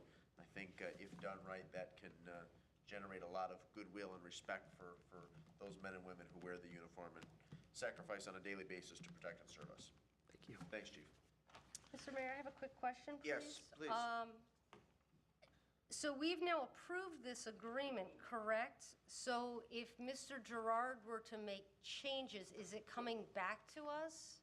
I don't anticipate changes. I anticipate some clarification. However, Chief, if Mr. Gerard did recommend some changes, then I would expect you to work through the city manager's office and get this on the agenda so that we can make some amendments to the agreement. No problem. Okay. Thank you. Very good. We move on to the discussion portion of our agenda. First up is commission, committee, and task force reports from council members. Councilwoman Mitchell, and then Tahar. Thank you, Your Honor. For the Historic District Commission, we are continuing to see more applications come across. People are maintaining their homes, so we're busy with that. There's an effort to be more proactive and discussions ongoing about how can we inform members of the district and continue to reach out for homeowners. And we have scheduled meetings to work towards expanding, a proposal to expand the historic district. We are working on that. There's a study period, so we're working on the study timeline. Very good. Thank you. Mayor Pro Tem Tahar. Thank you. I have two. First, the Arts and Culture Committee had a special meeting this evening in which we approved some funding support for a project being undertaken by a couple of citizens as volunteers to do an oral history project for the Bixby Marionette Collection. So this is just in its very beginning stages of planning, but it's a very exciting project, and we can look forward to hearing more about this in the future, I hope. And then secondly, the Environmental Commission will be participating in Summerfest with an activity for kids on Saturday morning, and the Environmental Commission is also very interested in digging into research and learning more about changes that face us all regarding recycling. That's it. Thanks. Very good. Thank you, Mayor Pro Tem. Councilwoman McClellan. Yeah, just a quick reminder that we're still taking green thumb. No, we're done. Sorry. We're all done. Look out for the signs. So that process, you'll start seeing signs go up, and then we'll do awarding in September. Is that right, Carla? Yes. Very good. Great program. Any other commission, committee, task force reports? Mr. Gearba. Just to let council know, the first review of the preliminary site plan for Grand Sakwa is going to be occurring on Wednesday this week. So there'll be a review of that, and we'll see how that moves forward. Very good. I did want to provide an update. Of course, in the coming months when things are finalized, you'll be receiving something much more comprehensive and in-depth. But I am able to report out on behalf of the Celtic Festival Executive Committee that the 2018 festival did turn a profit of approximately $5,000, which will be put into our Friends account. And as many of you will recall, the goal is to build the Friends account up to a sufficient level where the entity and event can become separate from the city of Saline. Perhaps more importantly, we had record turnout on Friday for Pub in the Park, and our preliminary numbers in terms of participation and attendees for Saturday was very strong. So overall, we received great feedback, and again, members of the executive committee, specifically the chair, Jeff Ulrich, and the treasurer, Terry Murphy, will be at an upcoming meeting to provide a more comprehensive report. Mr. Gearbaugh. One other thing, Ms. Tahar already mentioned Summerfest this weekend, but also there'll be the garage sale at the farm this Friday and Saturday. So it's been a huge turnout and a big fundraising event for the farm. So we encourage everyone to come out. What time is that, Mr. Gearbaugh? Begins at 9 a.m. Okay. both days. All right, very good. Reports or other announcements? It's easy enough. Upcoming ballot proposal information, excuse me. So you may recall, I think I sent an email either last week or the week before about developing some promotional material regarding our, regarding the ballot proposal, which is likely to be on the November ballot, seeking voter approval for additional funds to invest in our roads. And while we have not heard anything official from the Attorney General's office, is that correct, Mr. Curcio? Correct. We hope sometime in the very near future, because I think the deadline is what, the 14th, 16th? It's the 14th. I sent an email this afternoon before heading over here. I'm hoping to hear back very shortly. Okay, very good. Well, needless to say, we really cannot delay the development of promotional materials anymore. So what I would request, and I've spoken to Mr. Campbell about this and Mickey Jo Bennett, many of you will remember that in 2013, after we adopted a revised millage rate and our general operating budget, we devised a pamphlet, an informational pamphlet, which was distributed at the library, City Hall, and at events. I'd like to do something similar. I'd also like staff working with a few council members to revise and tweak the road funding PowerPoint that Mr. Fordyce and Ms. Bennett prepared and presented at a number of my coffee hours in the past year or so. And then also to identify maybe 2 or 3 dates for town hall meetings where we can engage with our residents about the ballot proposal. So there's going to be a kind of a core group of Mr. Campbell, Treasurer Bennett, and DPW Director Fordyce. I've also asked Mayor Pro Tem Tahar and Mr. Seo. Mr. Seo, I don't know if you saw the email response. I did respond to your email requesting to be involved. And so what I'd like to do, unless there's objection from the dais, is allow that core group to work on these promotional materials, to identify some dates and times, and to report back and have something substantive for us to digest and review at our next council meeting on August the 20th. Does that sound reasonable? Yes? Okay, very good. Well, if there's nothing further on that, wastewater treatment update. And I will ask, excuse me, our wastewater treatment plant superintendent to not only provide an update on odor abatement and odor complaints, but also to talk a little bit about water quality. We talked about PFAS. Did I get the acronym correct there? You did. I always put your acronym, so Okay. good. You were going to report back on that, and then Steve, if you would, talk a little bit for our residents' benefit about what we currently do on a annual, monthly basis to monitor and check water quality in the city of Saline. Okay. So let's start with odor abatement. We'll address any questions or concerns that council members have. Then we'll transition to water quality and what we do internally to test and review and to ensure that our citizens are enjoying quality, non-contaminated water. Okay. Good evening, Mr. Mayor and council members. First of all, I think I'd rather speak about the showmobile than odor issues, but we'll talk about the odor issues. We have been receiving some odor complaints. It's summertime. We're unfortunately in the thick of it. The construction trailers on site, they've started putting in the landscape fencing. We expect to have they're trying to get the permits through the city yet to start pouring the concrete slabs on the big project that's going to take a year. In the meantime, I've contacted we have 2 scrubbers in the system. One is by Dual and the other is Aerotech, and Aerotech is out of business. So I've contacted Dual to try to get their help in optimizing the scrubbers that we have in existence to get those up and running as best as possible for the coming year to alleviate what we can for the residents. We're not trying to wait till this project's done. We're doing everything we can in the meantime to take care of it.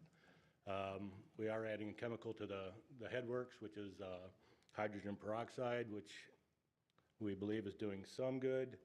And then we are also adding a misting agent. But I'm really going to try to work on educating myself and optimizing those current odor scrubbers. Very good. What, in terms of odor complaints you've received from residents, residents or property owners in the vicinity of the plant? Were there particular days of the week or times of the day where you and your staff were receiving the most complaints? It seems to be worse at night. I'm not sure why. I don't have an explanation other than maybe the sewage, there's not as much coming in, so it's sitting in the pipes longer, and by the time it gets there, that's the first release point, as opposed to having a 4-hour time when there's a lot of flow. There might be an 8-hour time, so as that's released, it could be worse. It could be that people are outdoors more at night, so they notice it, so it's difficult to quantify. Okay. Questions for Steve regarding odor abatement? And keep us in the loop about this, about your contacts with Dual. Again, I think people are confused. Dual is a brand name. It doesn't signify 2 units. It's a company that manufactured this equipment. You said they still are in business manufacturing odor abatement technology? They are in business, and we had a study done by them last year, which I'm trying to get a copy of to, and speak with them about their suggestions of what we can possibly do to enhance what we have. Okay. All right. Ms. Mitchell? Thank you, Your Honor.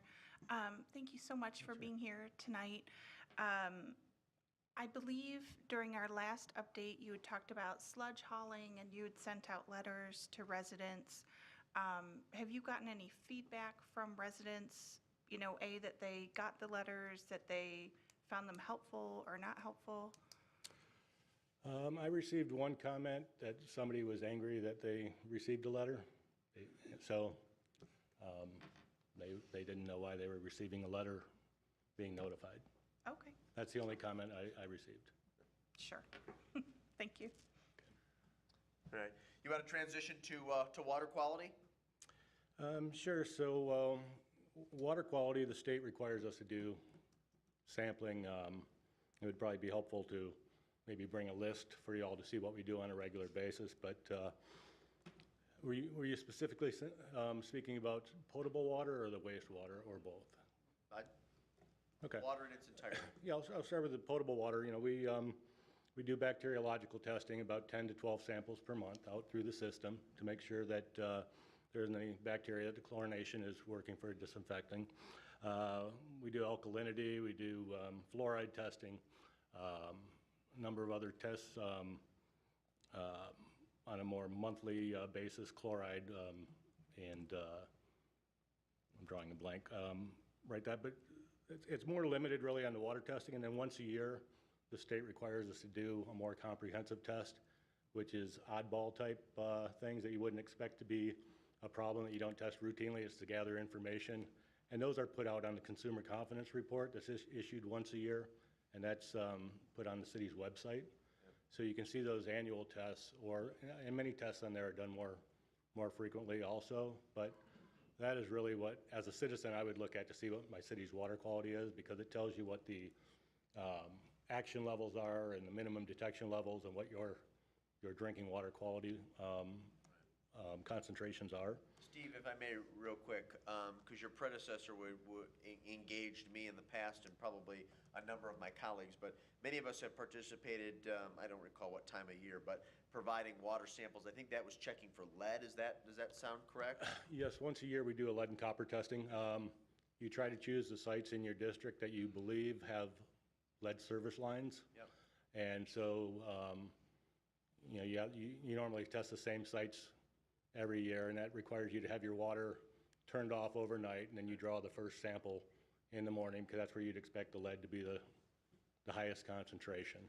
And that's what's published in that Consumer Confidence Report also.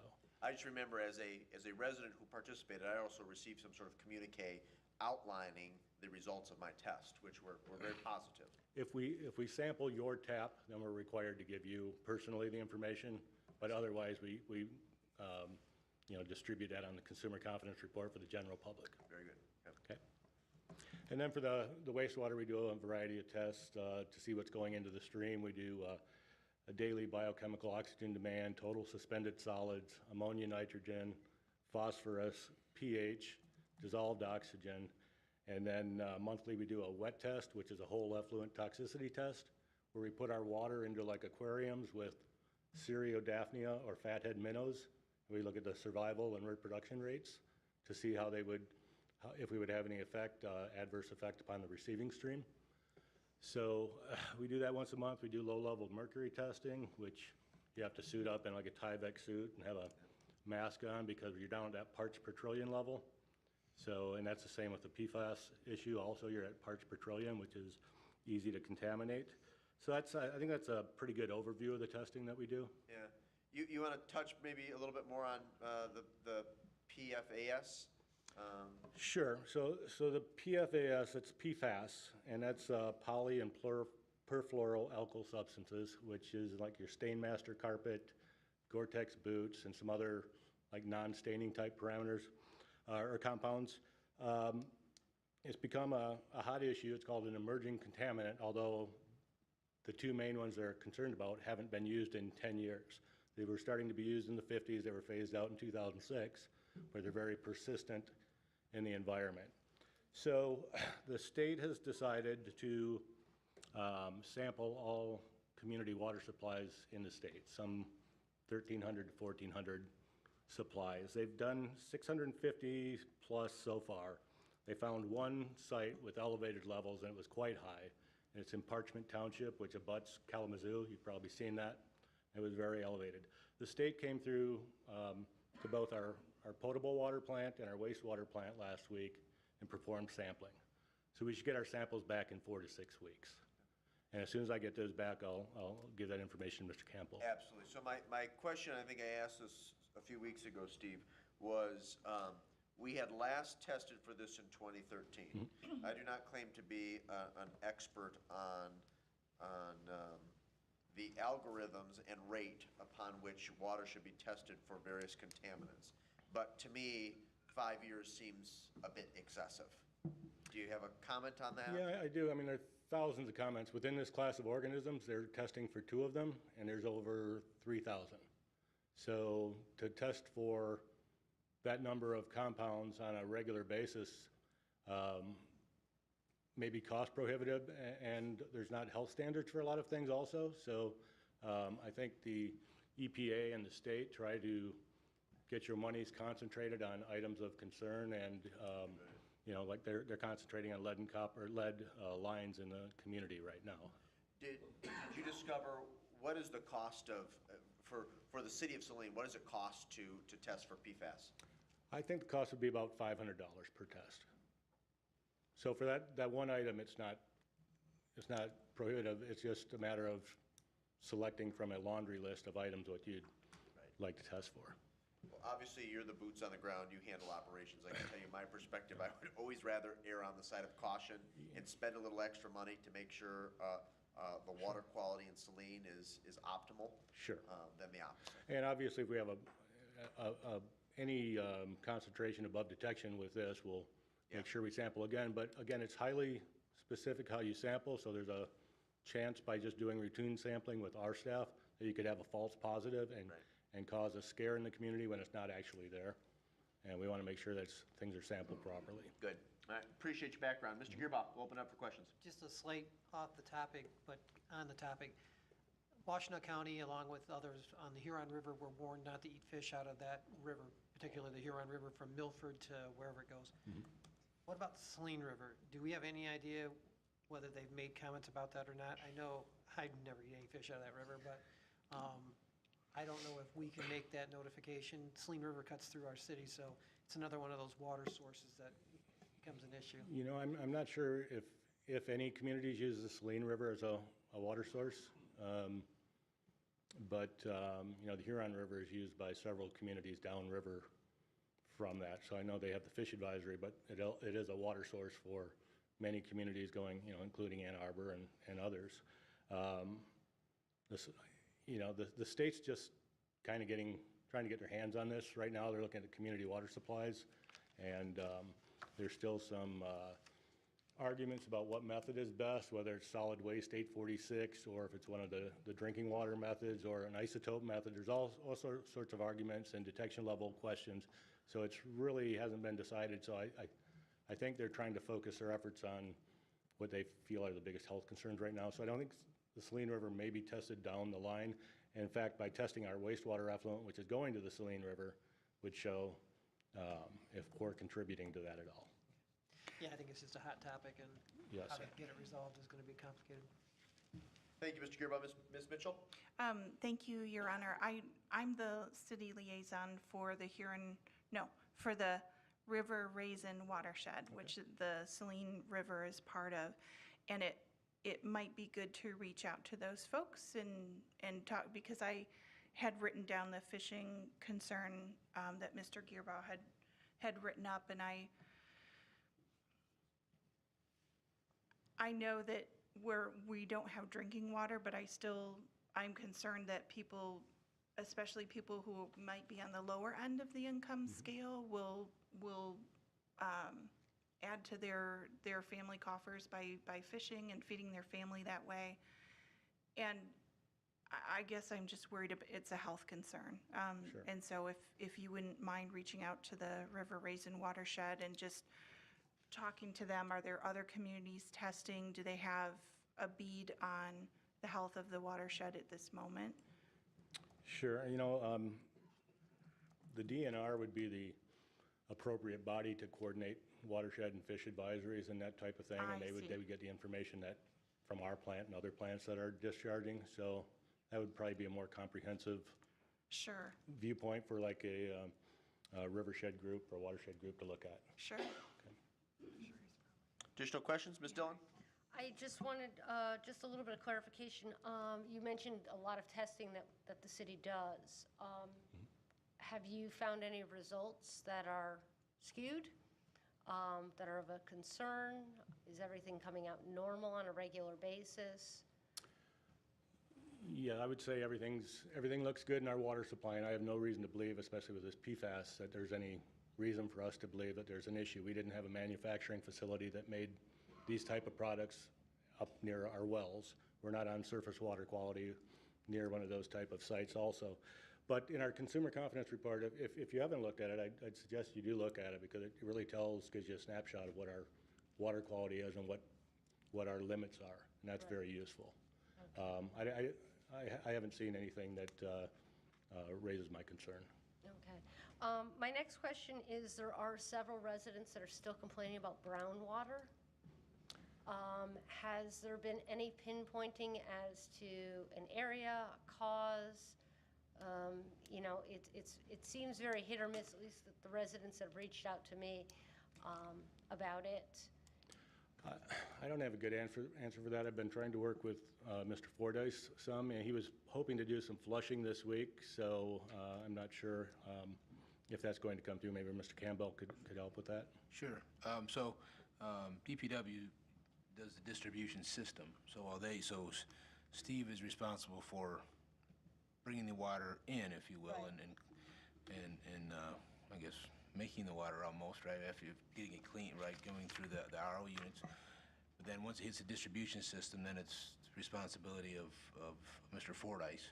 And they did do a couple spot, I believe late last week they did a couple spot flushing. And then we are, as you may recall, DPW is working on doing a nighttime nighttime flushing program for the hydrants. I will ask him to provide an update, and I will certainly pass that along. Okay. And we will also, as you may recall too, we will certainly let the community know what that schedule is going to be.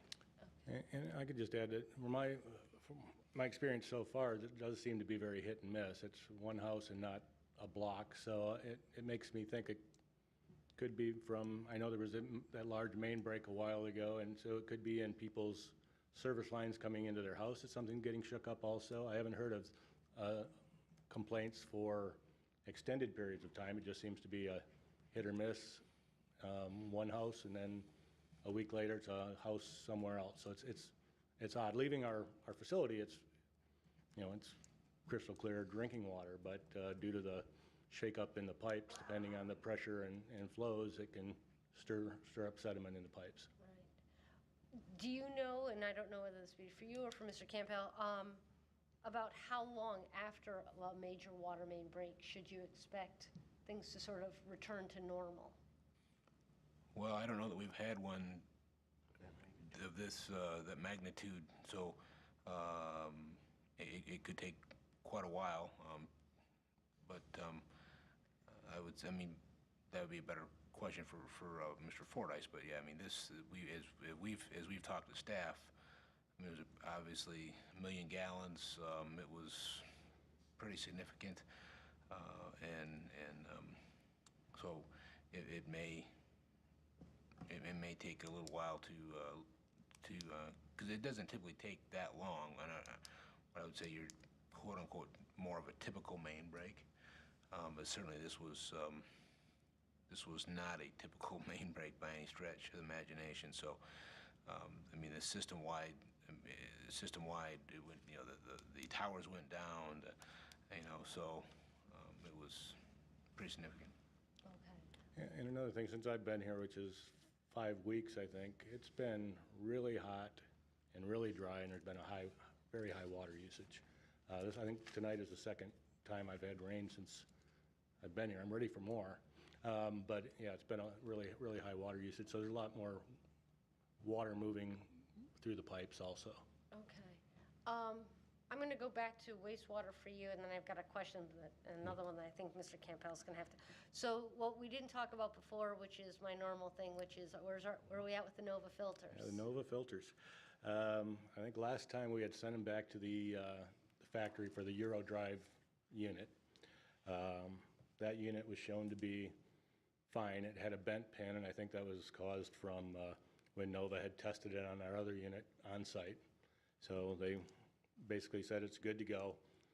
We got it back. NOVA came up, installed it, and ran it. It ran approximately 2 days and kicked out again. And the thought now is it's a wiring problem, an electrical problem.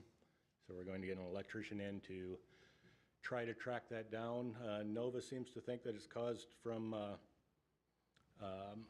just some corrosion in the panel.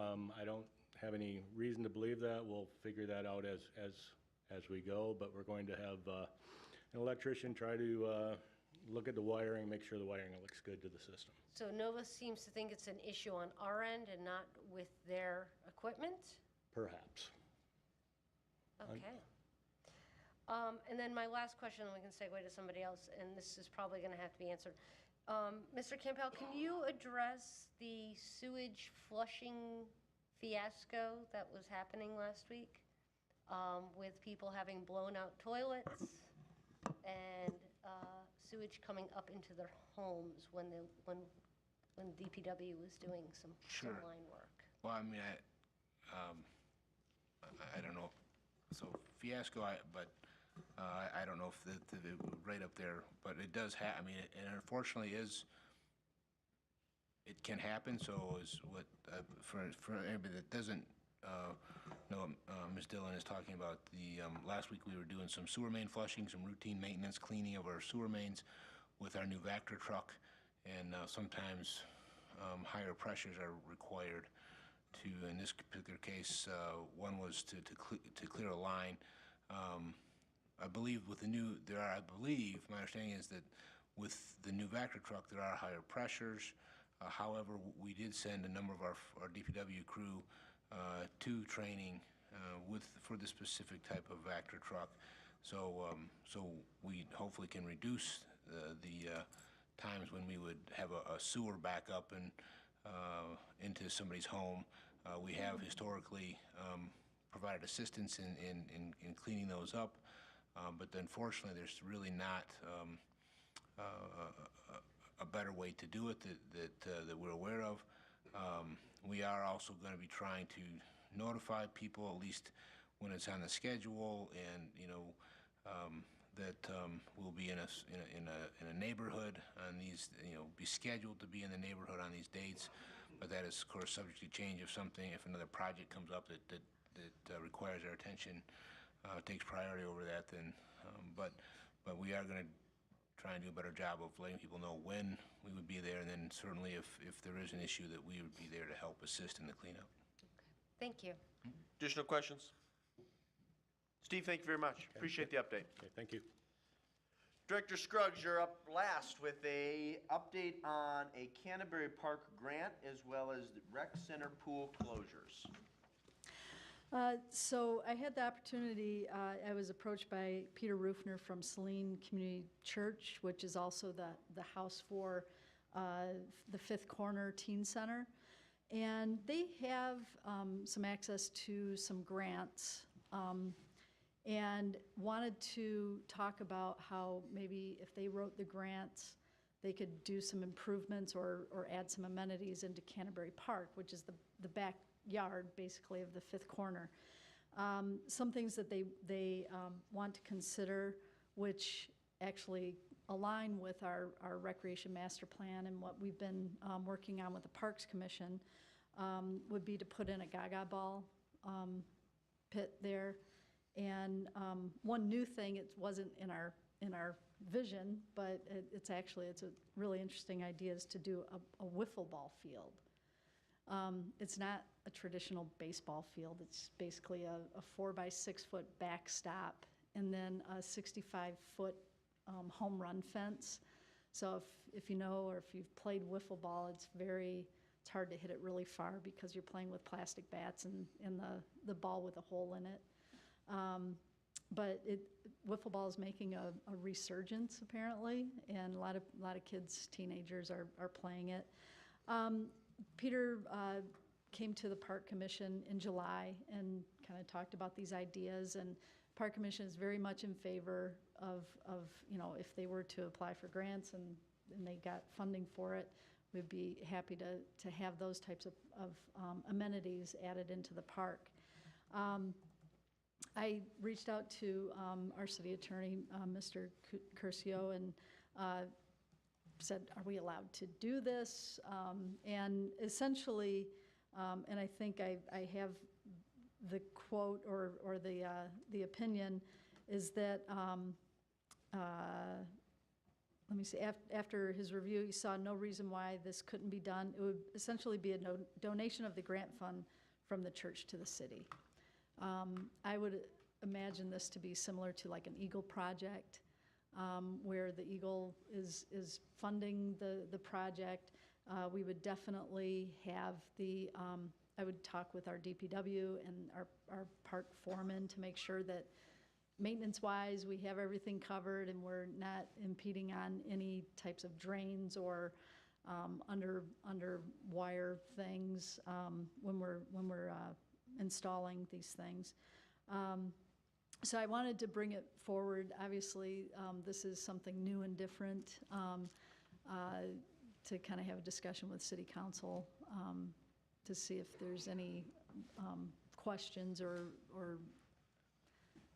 objections or whatnot.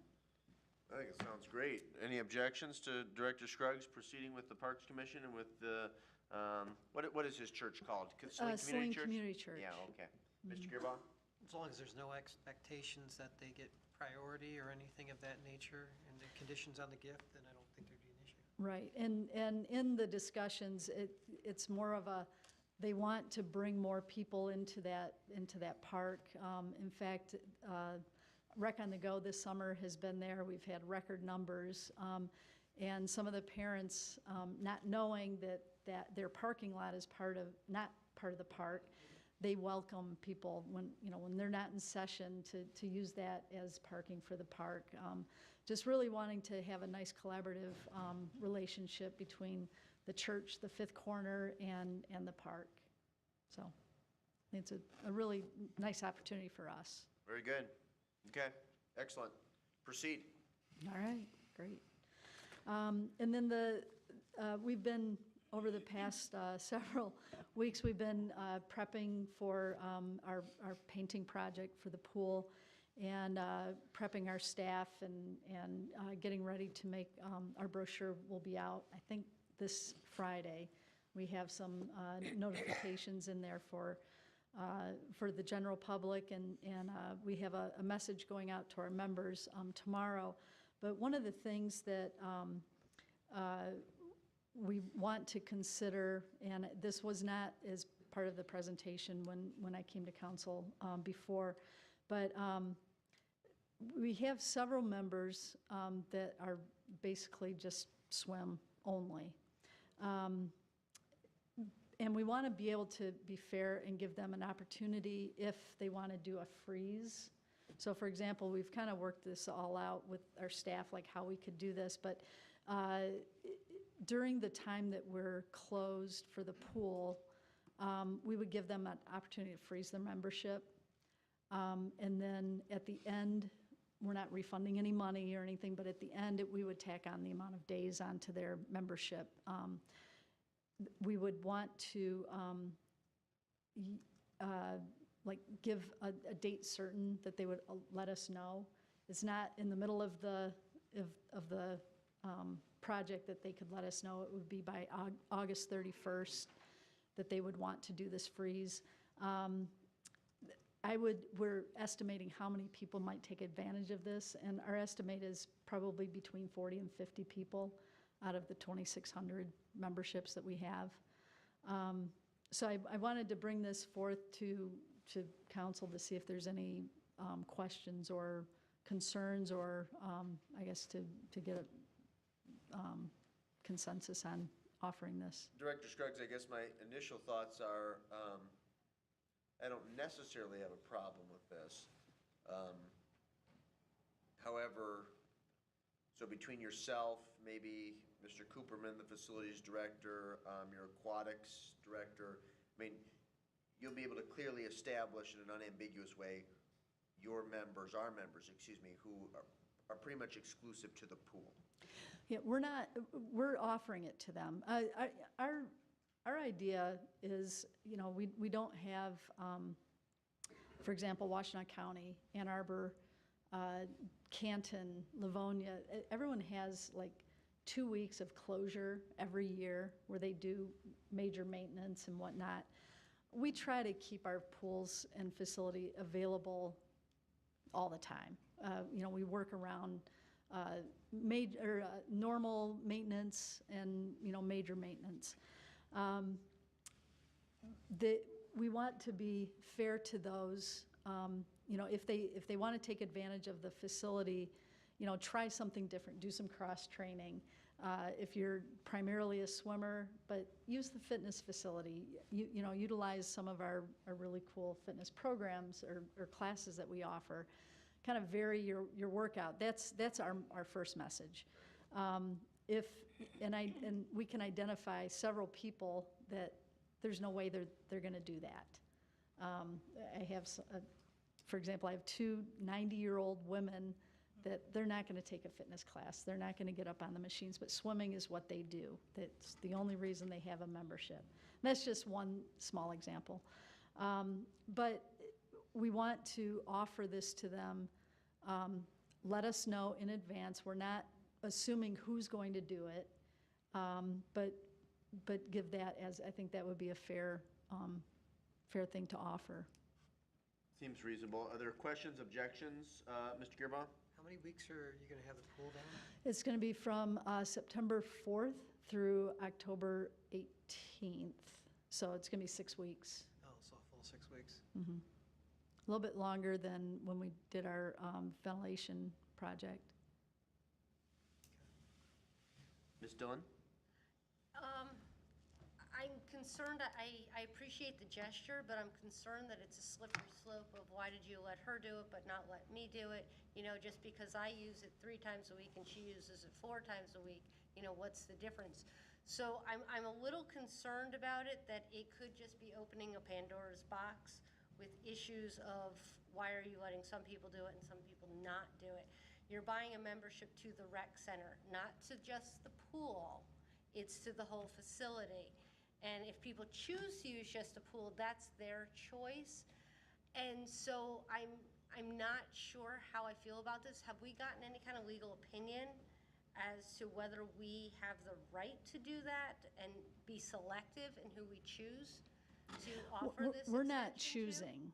We're not choosing who might take advantage of it. We're offering this. So are you going to say to everyone that has a rec center membership, you're welcome to freeze your membership? That would be the intent. We would put this out to our membership and say, hey, just so you know, we're painting the pool facility. It will be closed for a 6-week period of time. If you want to do this, you need to let us know by August 31st. So for example, if it's a family membership, it's for everyone in the family. It's the whole entire family. It's not like you wouldn't say, hey, I'm the only one that swims, so I want to freeze my part of the membership. It's all or nothing. And then if they don't want to take advantage of it, say, hey, listen, we're gonna work out upstairs instead of swimming during this time, or do our cross training, then nothing's, everything is as normal. How will this impact your numbers on the back side? I mean, is it going to skew your memberships? No. Because you're not going to get renewals at the same time. Yeah, no, it's not, I really don't think many people would take advantage of this. And we're not refunding money, we're adding the however many days we're closed onto the back end of their membership. When we did our renovation in 2008, this is how we handled all of our memberships. We didn't do refunds. We tacked on however many days that we were closed during that time onto the end of their membership.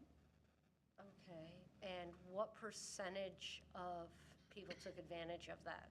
Or we did is it that for just- everyone. They did everyone? Yeah. So now you're just guesstimating this small number will take advantage of it?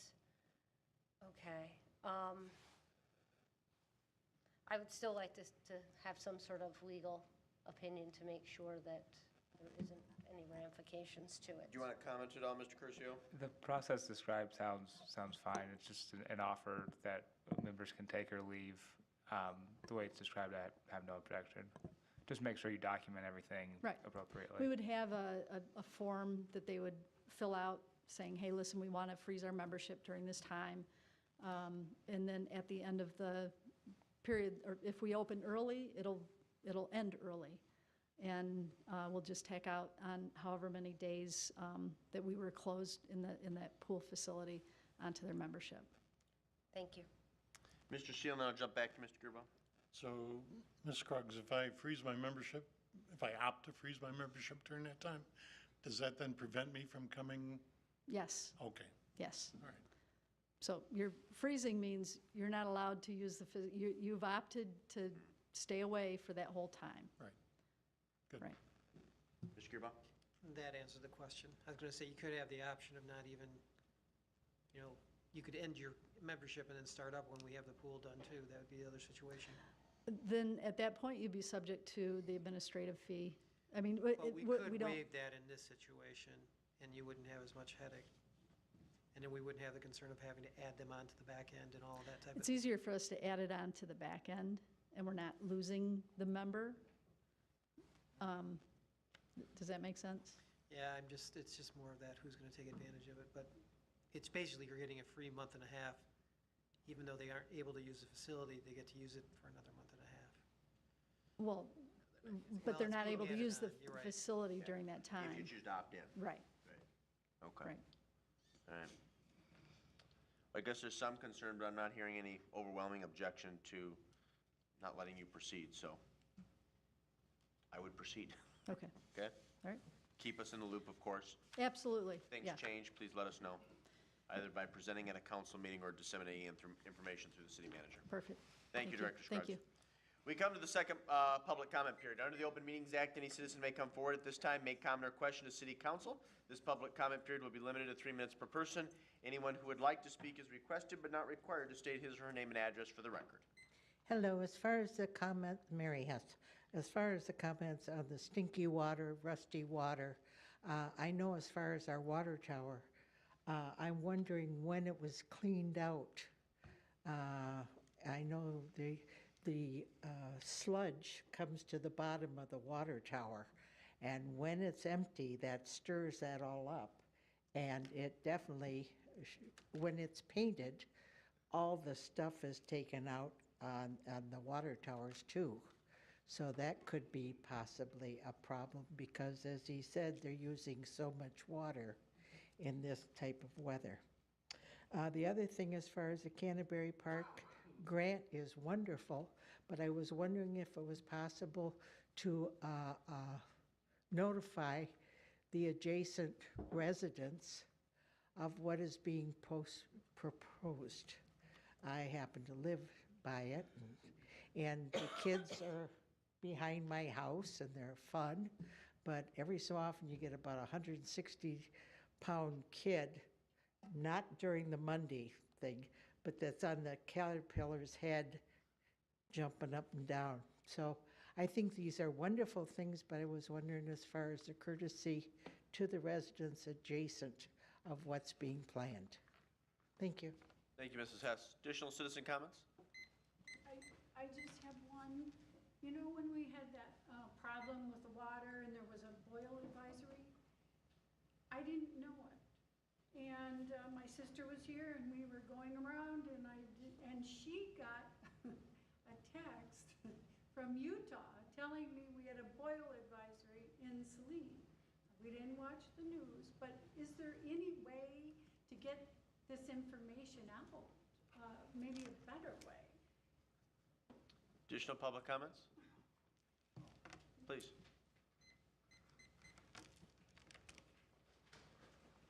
Darren McCluskey, 218 Monroe. I guess to echo their sentiments, advertising to people nearby of something that's affected, if it weren't for coming for the Fairdine discussion that was postponed, I wouldn't have known that I just lost a bunch of parking spaces tonight. In addition to all these issues with the developer behind my house, easement-wise, landscaping, planting a tree where my driveway is supposed to be, I now have no parking. It's already been decided, but some sort of notice would be nice other than a memo that I found thanks to Ms. Hess here. So it's just something that would be nice, but in terms of Curtis Park Lane, it's essentially a large private driveway, and it's now, causing an effect along a residential street that's rapidly intensifying. Thank you. Any additional citizen comments? Well, let me briefly respond to each. We can have our wastewater treatment superintendent provide an update on our water towers at our next council meeting during his bi-weekly report. And of course, the improvements to Canterbury Park, no funding has been derived yet. But if we do receive funding, and if there are enhancements that are likely to incur in the park, we'll be sure to disseminate that information to the adjacent property owners. As it relates to the citywide boil advisory, we put something on our website, on Facebook, something was on Channel 18. Hold on, it's not a dialogue. It's not a dialogue. I get to respond. You talked, I get to respond, okay? So I'm not exactly, we sent out press releases, I'm not exactly sure what more we could do, but I'm happy to consider any and all options to better disseminate information. As it relates to the final comments, as it relates to not being aware of a particular council action, I'd be happy to work with you because that is a deficiency that I'd like to resolve when it is unambiguous that a property owner or resident is going to be affected by a council action. I want to make sure that they're notified of it in advance. And one of the things that I thought of today that maybe we can start doing is on our Facebook page when the council packets go out, perhaps our IT director could put something on Facebook providing that link. We do have a lot of people who follow us on Facebook, and connecting with us via that medium is people prefer that. So maybe we can get that done. You want to do it for planning commission and all of them, or just for council? I would do it for everything. Okay. Unless there's objection from the dais.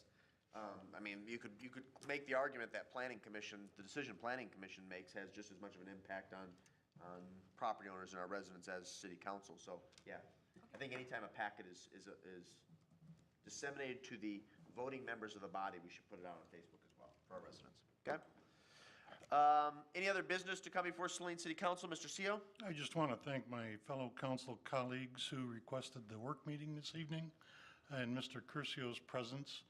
I found the dialogue very informative and answered a lot of questions that I had about the Fairdine situation. Very good. Please note our two upcoming meetings and work meetings. And at this time, the chair would entertain a motion to adjourn at 9:45 PM. So moved. Moved by Second. Gearba, is there a second? Seconded by McClellan. All those in favor of adjourning signify by saying aye. Aye. Opposed, say nay. Ayes have it, this meeting is adjourned.